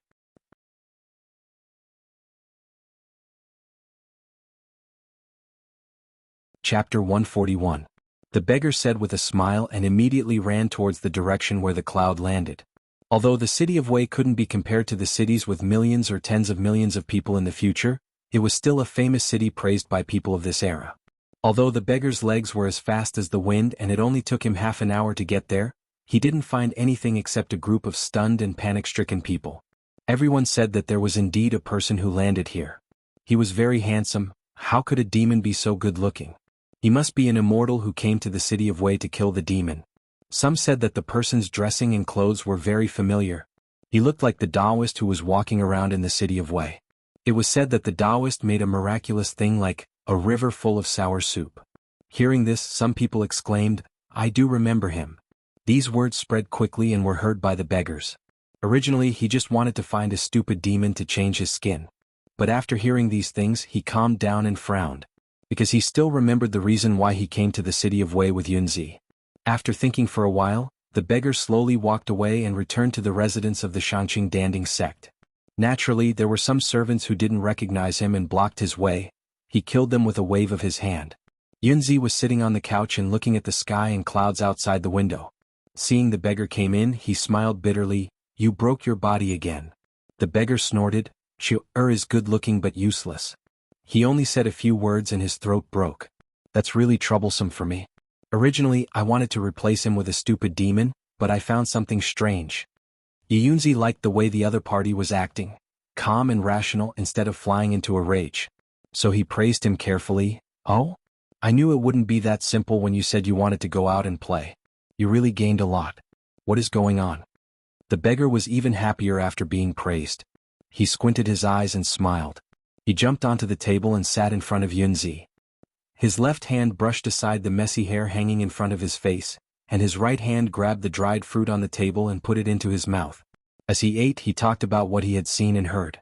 Yunzi listened attentively, closed his eyes and thought for a while before letting out a sigh. He's a tough one to deal with. Oh, that stupid demon? Heh, that monster is indeed stupid. Yunzi pondered for a while and said that Bai Yunxin would come to Daotong every few decades to make a ruckus, for that feather coat of hers. Therefore he more or less understood her. She had a servant girl by her side. Even now, I don't know what her original identity is, but she has some skills. You said that the monster scared people on the street today and claimed to be a member of the dragon cult. His style is indeed that of a demon, but this matter doesn't seem to be the intention of a demon. The beggar frowned. What are you thinking about? Do I have to think about so many things again? A sinister plot? You really think too much. Yunzi smiled. Have I ever miscalculated? The beggar twitched his mouth, but he couldn't say anything to refute, so he continued to eat his fruit. This is a plot within a plot. Yunzi let out a long sigh. Those who are simple-minded will only see the first layer. That demon is a member of the dragon cult, so the dragon cult is not a good person, so they should stay far away from them. Those with a deeper mind would have noticed something unusual. For example, although this demon seems to do whatever he wants people to remember that he is a member of the dragon cult. This is too deliberate. So he is doing it on purpose. He deliberately pretends to be fierce so that people will be afraid of the dragon cult. Then, he is actually an enemy of the so-called dragon cult, and he wants to do something bad to them. The beggar thought for a while, then slapped the table. What you said makes sense. Yunzi twirled his beard, smiled, then shook his head. But this is only the second layer. The flaw of the second layer is too obvious. That person deliberately wants us to think of the second layer. Normally, when people think that there is a deeper meaning to this matter, they will become complacent and self-satisfied, and they won't think about it any further. In fact, that person should really be a member of the dragon cult. The beggar thought for a while, then frowned. Then why did he do all this? Since he is really a member of the dragon cult, why did he pretend to be a member of the dragon cult? Yunzi smiled. That person wants us to think that he is an enemy of the dragon cult. He must know your whereabouts. Then we will be interested in him and we will want to see who is on our side. Then, he can take the opportunity to get in touch with us and get some information from us. The reason I put on a show was because I wanted to make it more realistic. When the time comes, as soon as you tell him the second meaning, he will play dumb and say, "Oh, you saw through me." In this way we can trust him even more. After saying this, Yunzi was silent for a while. You said that the man bared his teeth on the street and said that he wanted to eat people. She can also fly in the sky. Then she should be Bai Yunxin's servant girl. In the past few days, I've sent people to investigate in the city. That night, more than one person saw a demon that looked like Li Yunxin in the ruins of the Dragon King Temple. With one palm, it smashed Li Yunxin's corpse and disappeared without a trace. From the looks of it, that fiendish demon is this fiendish demon.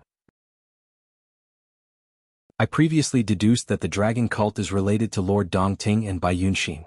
Now, from the looks of it, the fiendish demon you saw might be Bai Yunxin's servant girl. How can a great demon that can fly in the sky not be famous? There is only one. After hearing him say so much, the beggar felt dizzy. He impatiently threw the dried fruit in his hand on the ground. Tell me more clearly what happened. Simply put, it is very likely that Bai Yunxin put on a show to mislead us. To make us think that he is an enemy of the dragon cult. Then he took the opportunity to gain our trust, and instigated a fight between us and Lord Dongting. When Yunzi said this, he shook his head slightly. But according to you, you killed the big demon in the sect, and that person came an hour later. Once he came, he put on such a good show. It was completely an impromptu idea. Such quick wit, although not as good as mine, is worthy of the word, scheming. Hey, if that's the case, let's play with her. She wants to find out the truth about us. You just pretend to be fooled and tell her. That kind of person will definitely show you some flaws on purpose. Then I can find out their inside story. In the end, I will make them regret that they played such tricks on me. They really don't know the meaning of death. After hearing this, the beggar's eyes brightened. Good. I'm willing to do this. But if it's done, then the fiendish demon will go with you. The beggar laughed and ran out like a gust of wind.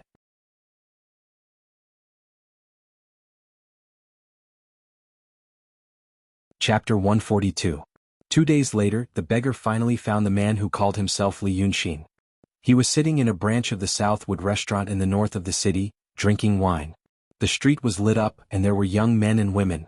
Li Yunxin held a small wine cup and rubbed it against his lips, looking at the pedestrians on the street lazily.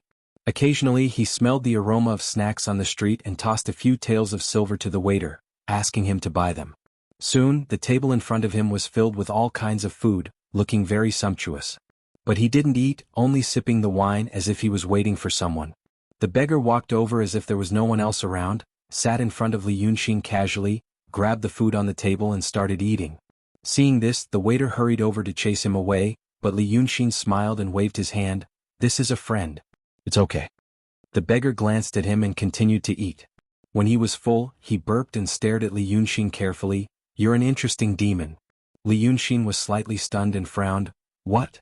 Seeing him like this, the beggar felt a bit proud and said, "You knew that I was looking for you these days, so you deliberately exposed your whereabouts so that I could find you. Now you're waiting for me here. I'm here, say what you want to say."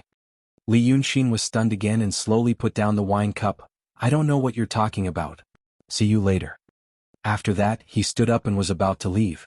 The beggar didn't stop him and sneered, "If you leave like this, how will you explain to your Miss Bai when you get back?" Li Yunxin's body froze. The beggar laughed again. "You put on a show for us on the street. Did you think we couldn't see through you? You said you're a disciple of the dragon cult, but in my opinion, you're the enemy of the dragon cult, right?" At this moment, Li Yunxin didn't seem to be afraid of the boiling water anymore. He turned around and looked at the beggar, then sat back at the table and curled his lips. "Oh? What do you mean?" The beggar proudly told him about the second level that Yunzi had told him about. After he said it, Li Yunxin raised her eyebrows as expected. "Oh, you actually saw through me?" Everything was as Yunzi expected. Even the words he said were shockingly similar. The beggar smiled faintly and did not reply. Li Yunxin smiled as well. "If that's the case, I won't hide it anymore. I'm sure you've already guessed my identity. The reason why I put on such a show to test you is to see if you are a smart person worth befriending. My master has a treasure in that person's hands that he must have. And this treasure is inextricably linked to you. However, my master doesn't want to cause any more trouble. He just wants to take that treasure and return as soon as possible. Oh, you should be clear about this. So in this matter we can be friends." The beggar smiled when he heard that. "Be friends? Your master killed Fairy Ling Kong of Daotong. How can we be friends?" Li Yunxin was silent for a while. He poured himself a cup of wine and drank it all. He squinted at the beggar and smiled. "Why play dumb? You and I both know that Fairy Ling Kong is not dead. As for why she is not dead and where she is now, I don't think I need to tell you, right? Right now my master wants that item. You want Fairy Ling Kong? Oh, you also want the jade slip of enlightenment that was originally in Dragon Sun's hands. So, we each take what we need and kill that Lord Dongting. Isn't that perfect?" The beggar squinted his eyes. "You actually know about the jade slip of enlightenment?" Li Yunxin just tilted his head and did not speak. The beggars were already 80 to 90% convinced by his actions. Because no one else could know so many secrets. The feather robe, the jade slip of enlightenment, and the not dead Lu Ling. So, on such a night, the two people, each with their own ulterior motives, reached a seemingly unbreakable relationship of trust. The beggar answered the words of the jade slip of enlightenment. Li Yunxin smiled. "I don't just know. I also know that in order to find the jade slip, you have killed some people. But," he pointed at himself, "escaped." Although the beggar was surly, he was not stupid. After a moment of surprise, he looked at Li Yunxin and smiled evilly. "Tell me, why did you disguise yourself like this?" "Oh, that Li Yunxin is actually so beautiful. It's a pity that I didn't see him at that time." Li Yunxin was stunned for a while. But this time, it was the genuine stupidity. His mind was filled with alarm. It was this person. On the night of the thunderstorm, the person who made his parents suddenly disappear. He let out a long and light sigh in his heart. "I finally found you, my friend." The mysterious person who killed his parents did not show up, and he felt that the person was always hiding in the shadows. But now, he actually presented himself in front of him. After being stunned for a while, Li Yunxin put down the wine cup on his lips. "My master likes Li Yunxin. Oh, he likes his taste." Li Yunxin smiled warmly. His arms were close to his ribs and his hands were crossed. He sat obediently. "He is also very pitiful. It is said that his parents, well, he said that they were plotted against. He said that his parents were very powerful, but they were killed by a sneak attack from a villain. When he heard this, he felt that he was even more interesting. It's a pity that he died later, so he asked me to transform into his appearance. When he said this, he was looking at the beggar's reaction. He saw that he was proud at first, but when he heard sneak attack from a villain, he frowned and wanted to say something but stopped. When he found out that Li Yunxin only said this and then changed the topic to talk about his master, he was even more unhappy. Li Yunxin knew that this guy was very eager for him to mention what happened that night, or at least to say a few more words so that he could defend himself. To immediately defend himself because of the words, sneak attack from a villain, would make him seem impatient, which was not the behavior of a master. But he didn't say it. Instead, he rambled on about some meaningless things, which only made the beggar more unhappy. For example, he praised Li Yunxin for being loyal, honest, handsome, smart, elegant, and elegant. Then he persuaded the beggar to drink a few cups of wine. It was night time and there was an oil lamp on the table. As Li Yunxin spoke, he held his chin with his left hand and moved the oil lamp with his right hand, making the flame flicker, as if it was following a certain pattern. The light, the brightness, the sound of the oil lamp sliding on the table, the rhythm of his words, his eyes and his movements, in the end, it made the beggar who was already annoyed and unwilling even more annoyed. Then Li Yunxin smiled and shook his head slightly. My mistress said that the person who killed his parents that night should also have great abilities. When such words fell into the beggar's ears, the annoyance in his heart seemed to be suppressed in an instant. What does this little maid know? Big Monster by Yunxin is really knowledgeable. Such a short period of happiness suddenly appeared in his heart, and his mood also became exceptionally good because of this sudden temporary relief. The words, great abilities, finally drew out all the words that were hidden in his heart that he didn't know whether he should say or not. Thus he laughed, **T. Let me tell you, I was the one who killed Li Yunxin's parents. I won the battle openly from 1,000 miles away.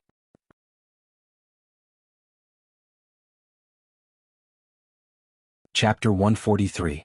Li Yunxin was silent for a moment, then he smiled. This is the first time I've heard of this. Oh, we've talked for so long, but I don't know how to address you. The beggar smiled arrogantly and stood up from the table. He was originally a teenager of 12 or 13 years old, but after drinking a few glasses of wine, the prodigal son had become a hero. He now looked a bit heroic.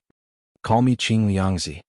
The beggar said, remember, my Taoist name is Qing Liangzi. Even though I change my appearance often, my name will never change. Li Yunxin smiled demurely. Qing Liangzi. Which grotto heaven's name is that? Qing Liangzi coughed. I'm not from the grotto heaven. Then you must be an expert from a sect, also a deity. Qing Liangzi frowned slightly. Not a sect either.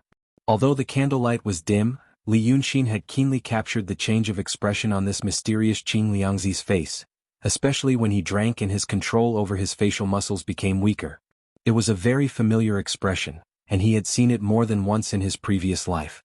For example, during a blind date, a girl from a small town kept bragging to a man who returned from the capital and had an annual salary of 500,000 yuan that she earned 3,000 yuan a month.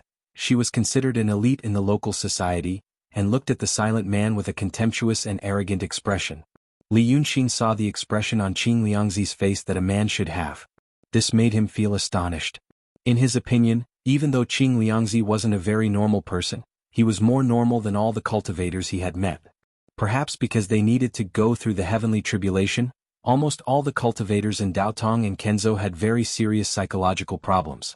And this psychological problem was caused by their abandonment of lust, which was a high-end and grand method. A normal person must have emotions and desires. If one day a person suddenly lost interest in everything and felt bored, then Li Yunxin would say that this person might have depression. However, for many cultivators, this was just a heavenly tribulation and a kind of emotion. He was a normal person to begin with. Even if he cultivated, he would still be a normal person with magical powers. It would be strange if he didn't have a psychological problem. But this was the tradition of cultivators. Daotong and Kenzo had their own set of methods that allowed cultivators with serious psychological problems to survive for thousands of years. Moreover, their lives were much better than those of ordinary people. After all, the cultivators had their own little society. Under specific rules and order, they could form a small world that was different from a normal person's. However, this quantum master Qing, so far he had been acting too much like a normal person. There was indeed something wrong with him. He had a slight tendency to act out his personality. Li Yunxin was more familiar with this kind of personality. He liked to use exaggerated words and deeds to attract others' attention, and at the same time he would use his emotions too much. In fact, it could be inaccurately and crudely described as severe chinibyu. Li Yunxin, who had self-diagnosed himself as a high-energy antisocial and a performative personality, knew very well that the expression on Qing Liangzi's face meant that he believed in the depths of his heart that his background was higher than that of a sect. Even higher than that of a grotto heaven. But this Qing Liangzi wasn't a fool who didn't know the immensity of heaven and earth. He came together with a high-level grotto heaven cultivator. So, what was his background? So, Li Yunxin's face revealed a vivid look of sympathy and contempt, as if he was trying hard to suppress it. Ah, it's nothing. Heroes don't ask about their background, although you're not from a grotto heaven sect, but you. Qing Liangzi snorted coldly and interrupted him. What's the big deal about Daotong and Kenzo? I know all the cultivation methods of those trash. Let's dual cultivate. Those people think that they have the most orthodox cultivation methods in the world. They think that every secret technique of the grotto heaven and the sect is a secret that can't be passed on, and they're afraid that others will learn it. He curled his lips and looked at Li Yunxin. We have all of them. Li Yunxin's face showed just the right amount of dullness, and then it quickly turned into a look of deep doubt. It was the kind of disappointed look that said, I didn't expect you to be this kind of person. Well, about this, hee. Then which grotto heaven's elder is in the base? Qing Liangzi frowned angrily and didn't let him change the topic. You don't believe me? What kind of knowledge do you have, little demon? Let me ask you, do you know the phrase in the same boat? Have you ever heard of the Freemasonry? This was the third time tonight that he made Li Yunxin really stunned. His heart was in turmoil, and there was also a big drum beating in his heart.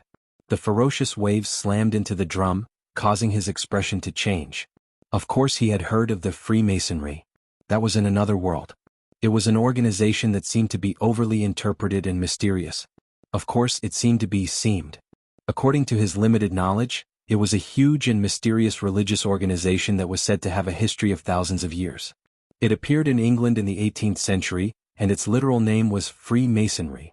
It claimed to pursue the will of human survival, and understand the mysteries of heaven and earth and the universe. There were many rumors about this organization that sounded ridiculous, but Li Yunxin knew that a lot of things that sounded ridiculous were actually very ridiculous and couldn't be true. But he quickly suppressed the fluctuations in his heart and just calmly shook his head slightly. Never heard of it, Freemasonry? Interesting name. Is it from the meaning of, in the same boat? Is it a carpenter society that builds ships? He shouldn't have talked about carpenter, it would be too abrupt.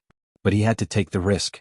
Qing Liangzi's origin was mysterious, and he indeed mastered the methods of Daotong and Kenzo at the same time. The reason why cultivators didn't practice both was because it was said that it would cause people to be possessed by the devil and eventually die. It was common knowledge that people couldn't practice incense and power of will, but this guy subverted it. And he mentioned a name that he was very familiar with. Li Yunxin knew that he wasn't the only one with a similar, special identity in this world. Therefore, even if there was the phrase in the same boat, the name of the Freemasonry was strange. He didn't believe in coincidences. The Freemasonry was Freemasonry, so he said they were in the same boat because of the two words in the same boat. Observe Qing Liangzi's reaction. Seeing Qing Liangzi, he was stunned at first and then frowned. What carpenter? Don't be disrespectful. What do you know, you demon? Our Freemasonry was established by hundreds of saints who reincarnated from ancient times. Saints live as long as heaven and earth, and are born to understand the mysteries of this primitive universe. The reincarnation of saints is to save the world from a great calamity that is about to come, in the same boat. Qing Liangzi talked for a quarter of an hour without stopping. Li Yunxin realized that this guy had been brainwashed.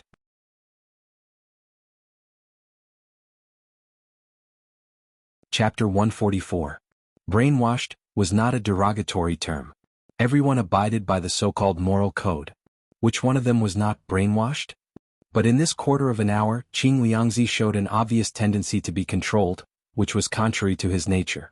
It was as if once the topic of Freemasonry was mentioned, he automatically entered a certain mode. His whole person became selfless, great, and full of humanity.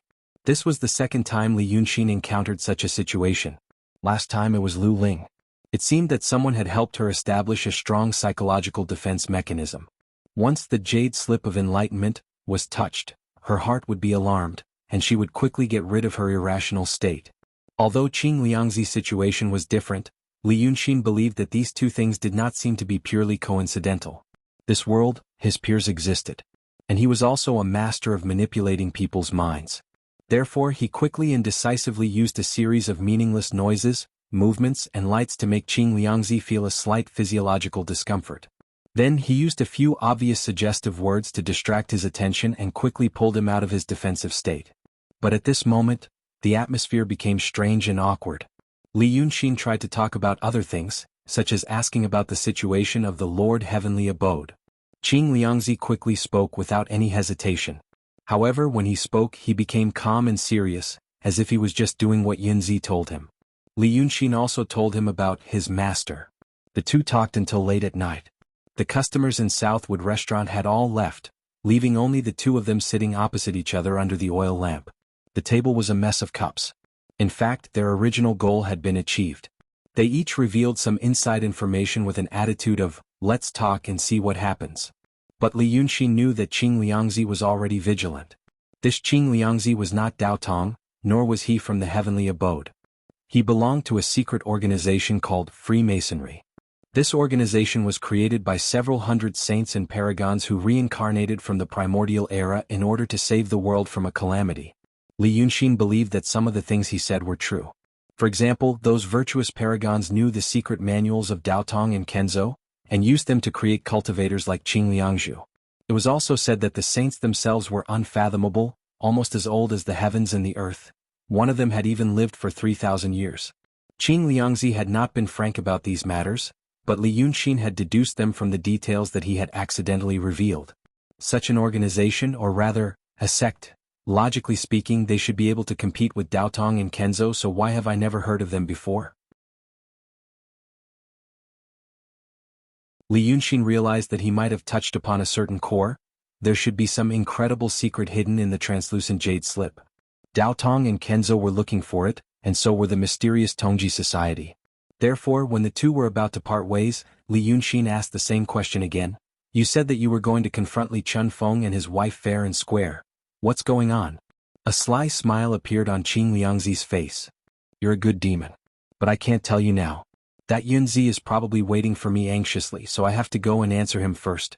The beggar stood up, hesitated for a moment, then said, Why are you so concerned about this? You're just a demon. Is your true form male or female? Li Yunxin only looked at him in the candlelight. My master told me to transform into this human form, so I have to care about his past. Then I'll go and answer him first, then I'll talk to you. The beggar pointed at the table. If you want to know something else, wait for me here. I'll be back soon. After saying this, the beggar turned and left, quickly disappearing into the night. Seeing that the beggar had left, the waiter who was lying on the table, rubbed his eyes and yawned. He walked over and said, Young master, I'll take this cup away. Li Yunxin closed his eyes and thought for a moment, then shook his head slightly. No need. Tonight. I'll probably have to stay for a while. The waiter's face turned bitter.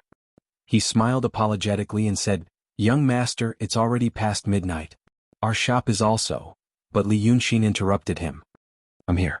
As for you, leave quickly if you want to live. Any later and you won't be able to leave. After all, this waiter had seen a lot of the world. After hearing what he said, several possibilities popped up in his head.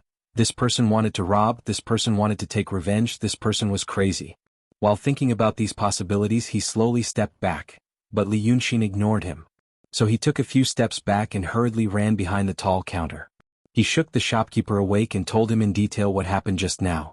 After all, the shopkeeper was more patient than him. He casually took a heavy ingot of silver from behind the counter and wrapped it in his sleeve.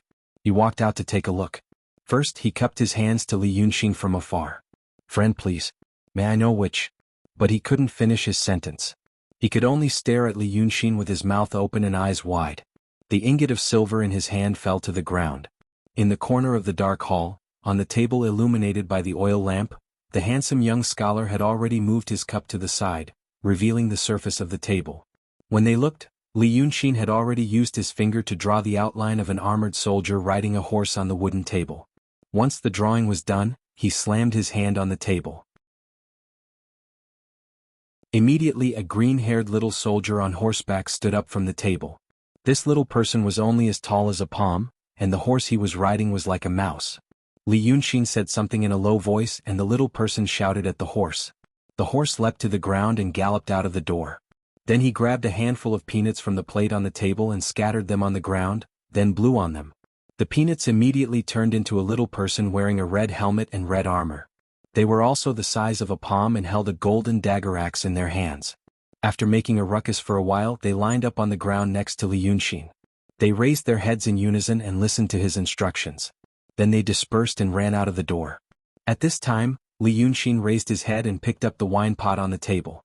He drained the remaining wine and drank it in one gulp. I want to eliminate evil here.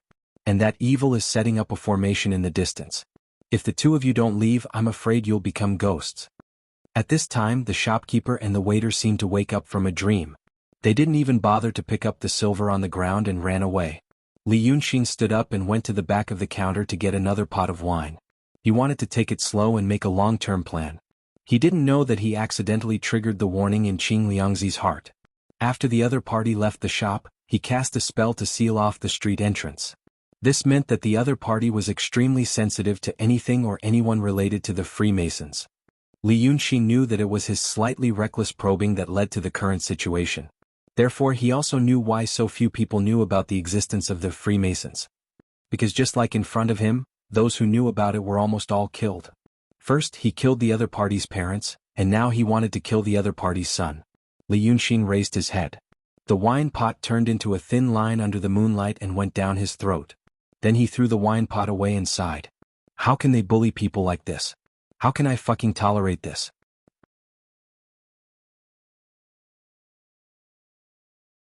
Chapter 145. In the residence of the Shangqing Danding sect in the city of Wei, the candles were lit for half an hour. Then the beggar stopped and said in silence, "So that's it." Yunzi looked at the beggar and sighed, "Old friend, you're hiding something from me. We've known each other for so long and we've done so many things together.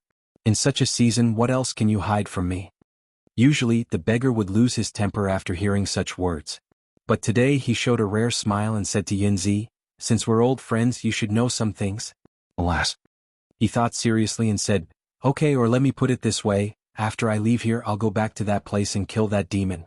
If he's lucky he'll have a whole corpse and maybe I'll wear it. If he's unlucky he might not even have a piece of his body left. But no matter what, I must kill him. Do you know why?"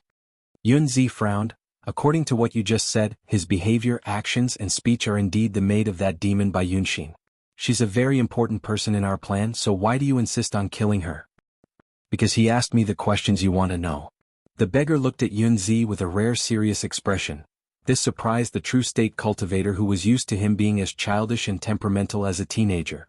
"You always like to ask me those questions and you like to ask me those questions in a roundabout way. But old friend, if I had not been so fond of you that I had carefully avoided those things, I would have been forced to kill you as I did today. A name, even if you know a name, it's a taboo." The beggar stood up in the candlelight and closed his eyes to feel for a while. Yes, she's still there. She was trapped by me. She asked me those questions just now and I told her all of them. Because I planned to kill her, she was like a dead person in my eyes. Even if I knew, I only knew for an hour. Heaven knows, earth knows, and I know. Yunzi frowned. Your sect really has such great power? Even Daotong and Kenzo can't protect you? You're a genius who practiced Taoism and swordsmanship at the same time, but your sect forced you to abandon your body and become a ghost. You really don't care about such hatred? We practice heavenly will dharma for immortality, but now you... No. The beggar interrupted him seriously. I don't hate. Old friend, I don't practice heavenly will dharma for immortality. We just want to save the world. From where? Yunzi's brows were still furrowed. He felt that the other party's words were ridiculous and stubborn. The world is currently under the control of the orthodoxy and the sword sect. The world belongs to the cultivators. What kind of disaster would need your sect to replace the orthodoxy and the sword sect to save it? The beggar stayed for a while and smiled, meaning Gaf Chi, Taoist of sect of Daotong and Kenzo of Taoists. Of Qing of sect. Daotong and Kenzo are made up of cultivators. Moreover, are all these cultivators really cultivators from the orthodoxies and sword sects? Or maybe, Thousands of years ago, even enlightened beings could occasionally listen to the teachings of the celestials and be taught the Dharma. Now, except for the two sages who claim they can listen to the teachings, is there anyone else, even if it's a profound realm cultivator, who can see the secrets of heaven? Why do you also believe this saying, Davis 5 decays, immortal's ascension is blocked, heaven no longer exists? People spread this saying everywhere every few thousand years.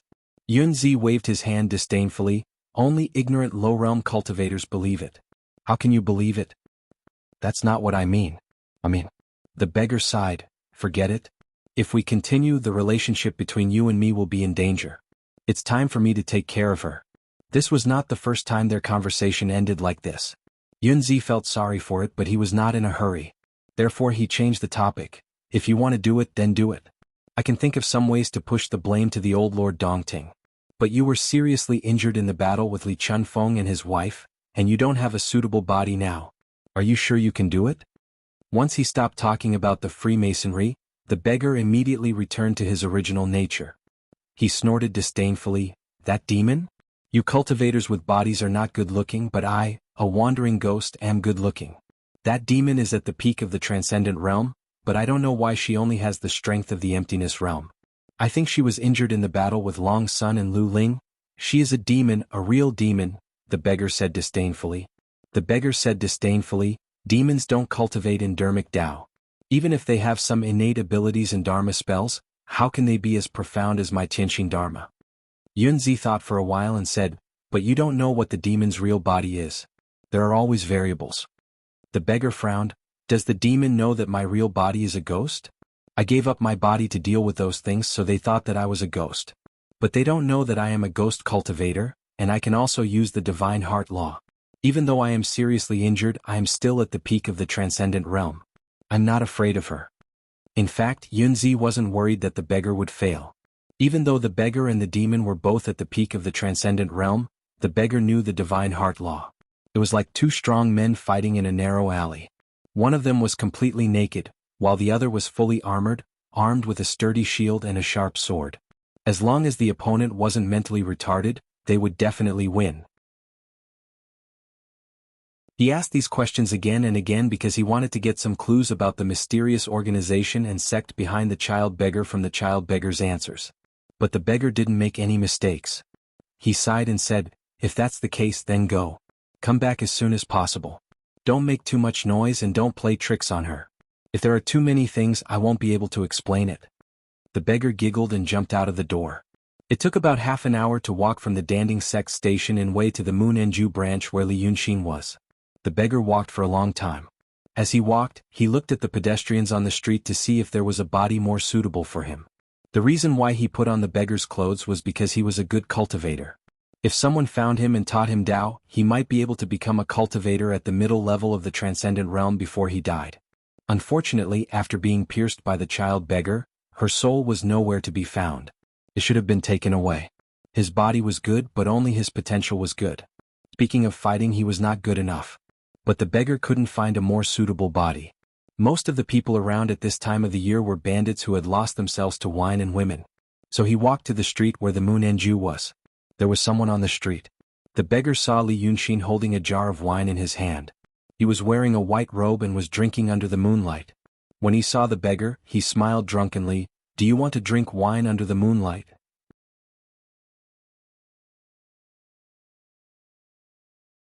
Chapter 146. The beggar, or Qing Liangzhu, frowned and said, you are a monster. You know that I am coming to kill you and you can't escape.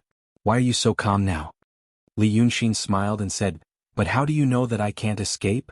I'm not waiting for you to fall into my trap. Qing Liangzhu put his hands behind his back and walked forward slowly. As he walked, he sensed the inhibition formation he set up on the street. As a true state cultivator, the inhibition formation set up by someone at the peak of the transcendent state was not easy to be broken. He believed that Yu Yunzi could break the restriction in half an hour with his artifact, but he didn't believe that a fiend demon could do it. However, monsters were cruel and cunning, and he had killed a powerful monster before. Therefore, he believed that she was bluffing and plotting something. The inhibition formation he set up was still intact, and he knew that a small flow of Dharma power had broken through the inhibition formation. She must be trying to summon or contact something. Maybe she was trying to summon Bai Yunxin, but the flow of Dharma power didn't leave the city. Instead, it was lurking around the street. Qing Liangzhu didn't know where the monster got its confidence from. He decided to find the hidden chess piece of the monster. He stopped 10 steps away from Li Yunxin and waved his hands. The two ends of the street lit up with a misty green light. Then, the two of them were sealed in this small section of the street by the fog on both sides. Neither sound nor light could get out, so he could do whatever he wanted. Therefore he said, "If you tell me more or kill yourself, I can leave your body intact." Li Yunxin thought for a while and asked, "Why do you want to kill me?" "Because you asked me something you shouldn't have." Qing Liangzhu said, "But that's not important. I will kill you sooner or later. I've taken a fancy to your demon body. I can't leave a body intact if the monster is too strong, and I don't want the monster that is too weak. You are at the peak of the transcendent state, but you only have the power of the emptiness state." "Ah, see, I was right." "Sir, you talk a lot of nonsense. You have my style." Li Yunxin emptied the jar of wine, and with a flick of his hand, the jar rolled into the shadows below the steps. Qing Liangzi glanced out of the corner of his eye. There were already 7 or 8 jars piled up in the shadows. He was also a demon that loved to drink. Or perhaps he was using alcohol to boost his courage. Then he heard Li Yunxin say, "Then when you killed Li Chunfeng and his wife, did you also have the guts to talk so much nonsense?" Qing Liangzi frowned. "You were asking about Li Chunfeng and his wife just now, and you're still asking about them even when you're about to die. What do you want to know?" But Li Yunxin just smiled and waved his hand. Another jar of wine flew out from the inner hall of the southern wood house. He opened the mud seal and took another sip.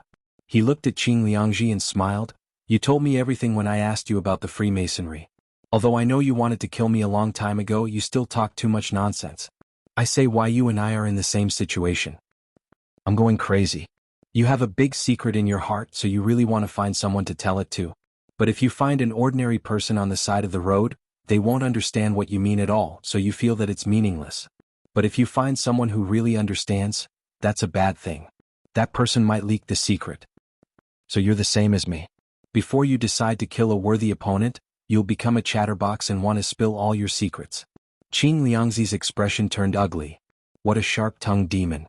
You're talking too much right now." Li Yunxin nodded happily. Yes. I'm very grateful to you for giving me this opportunity. You have to know, you're a knot in my heart. I couldn't understand other people's feelings in my previous life, and I still can't understand them in this life, but at least I can understand them. So I can understand what love is, and I can even feel that an old man is like someone I cared about in my previous life at some point, and I feel, heavens, and I really feel that I've fallen in love." Li Yunxin held the wine jar and frowned as he pondered for a moment. Then he tilted his head. "Do you think this is a good thing or a bad thing?" "Personally, I think it's a good thing. I seem to have opened the door to a new world and experienced new feelings. And because of this, I just realized something else." Li Yunxin sighed. "Previously, I was born to a woman, and then raised by this woman and that man for over 10 years. This is an experience I've never experienced in my previous life. I call this woman mother and that man father. Although I'm not a normal person, I feel happy when others treat me well. Sometimes I ask myself why, after coming to this world for so many years, I still remember things from the past. Why, when I speak, I always like to use words from that world. For example, right now, I really want to call you an idiot." "What?" Li Yunxin tossed the wine jar away and put his hands behind his back. He lowered his head and paced a few steps. "I never thought about this before. But after seeing you tonight, I understand. This is one of my self-defense mechanisms. In my previous life, I experienced unimaginable darkness, and I also did unimaginable bad things. Just from the level of social civilization at that time, how tolerant those bad things were.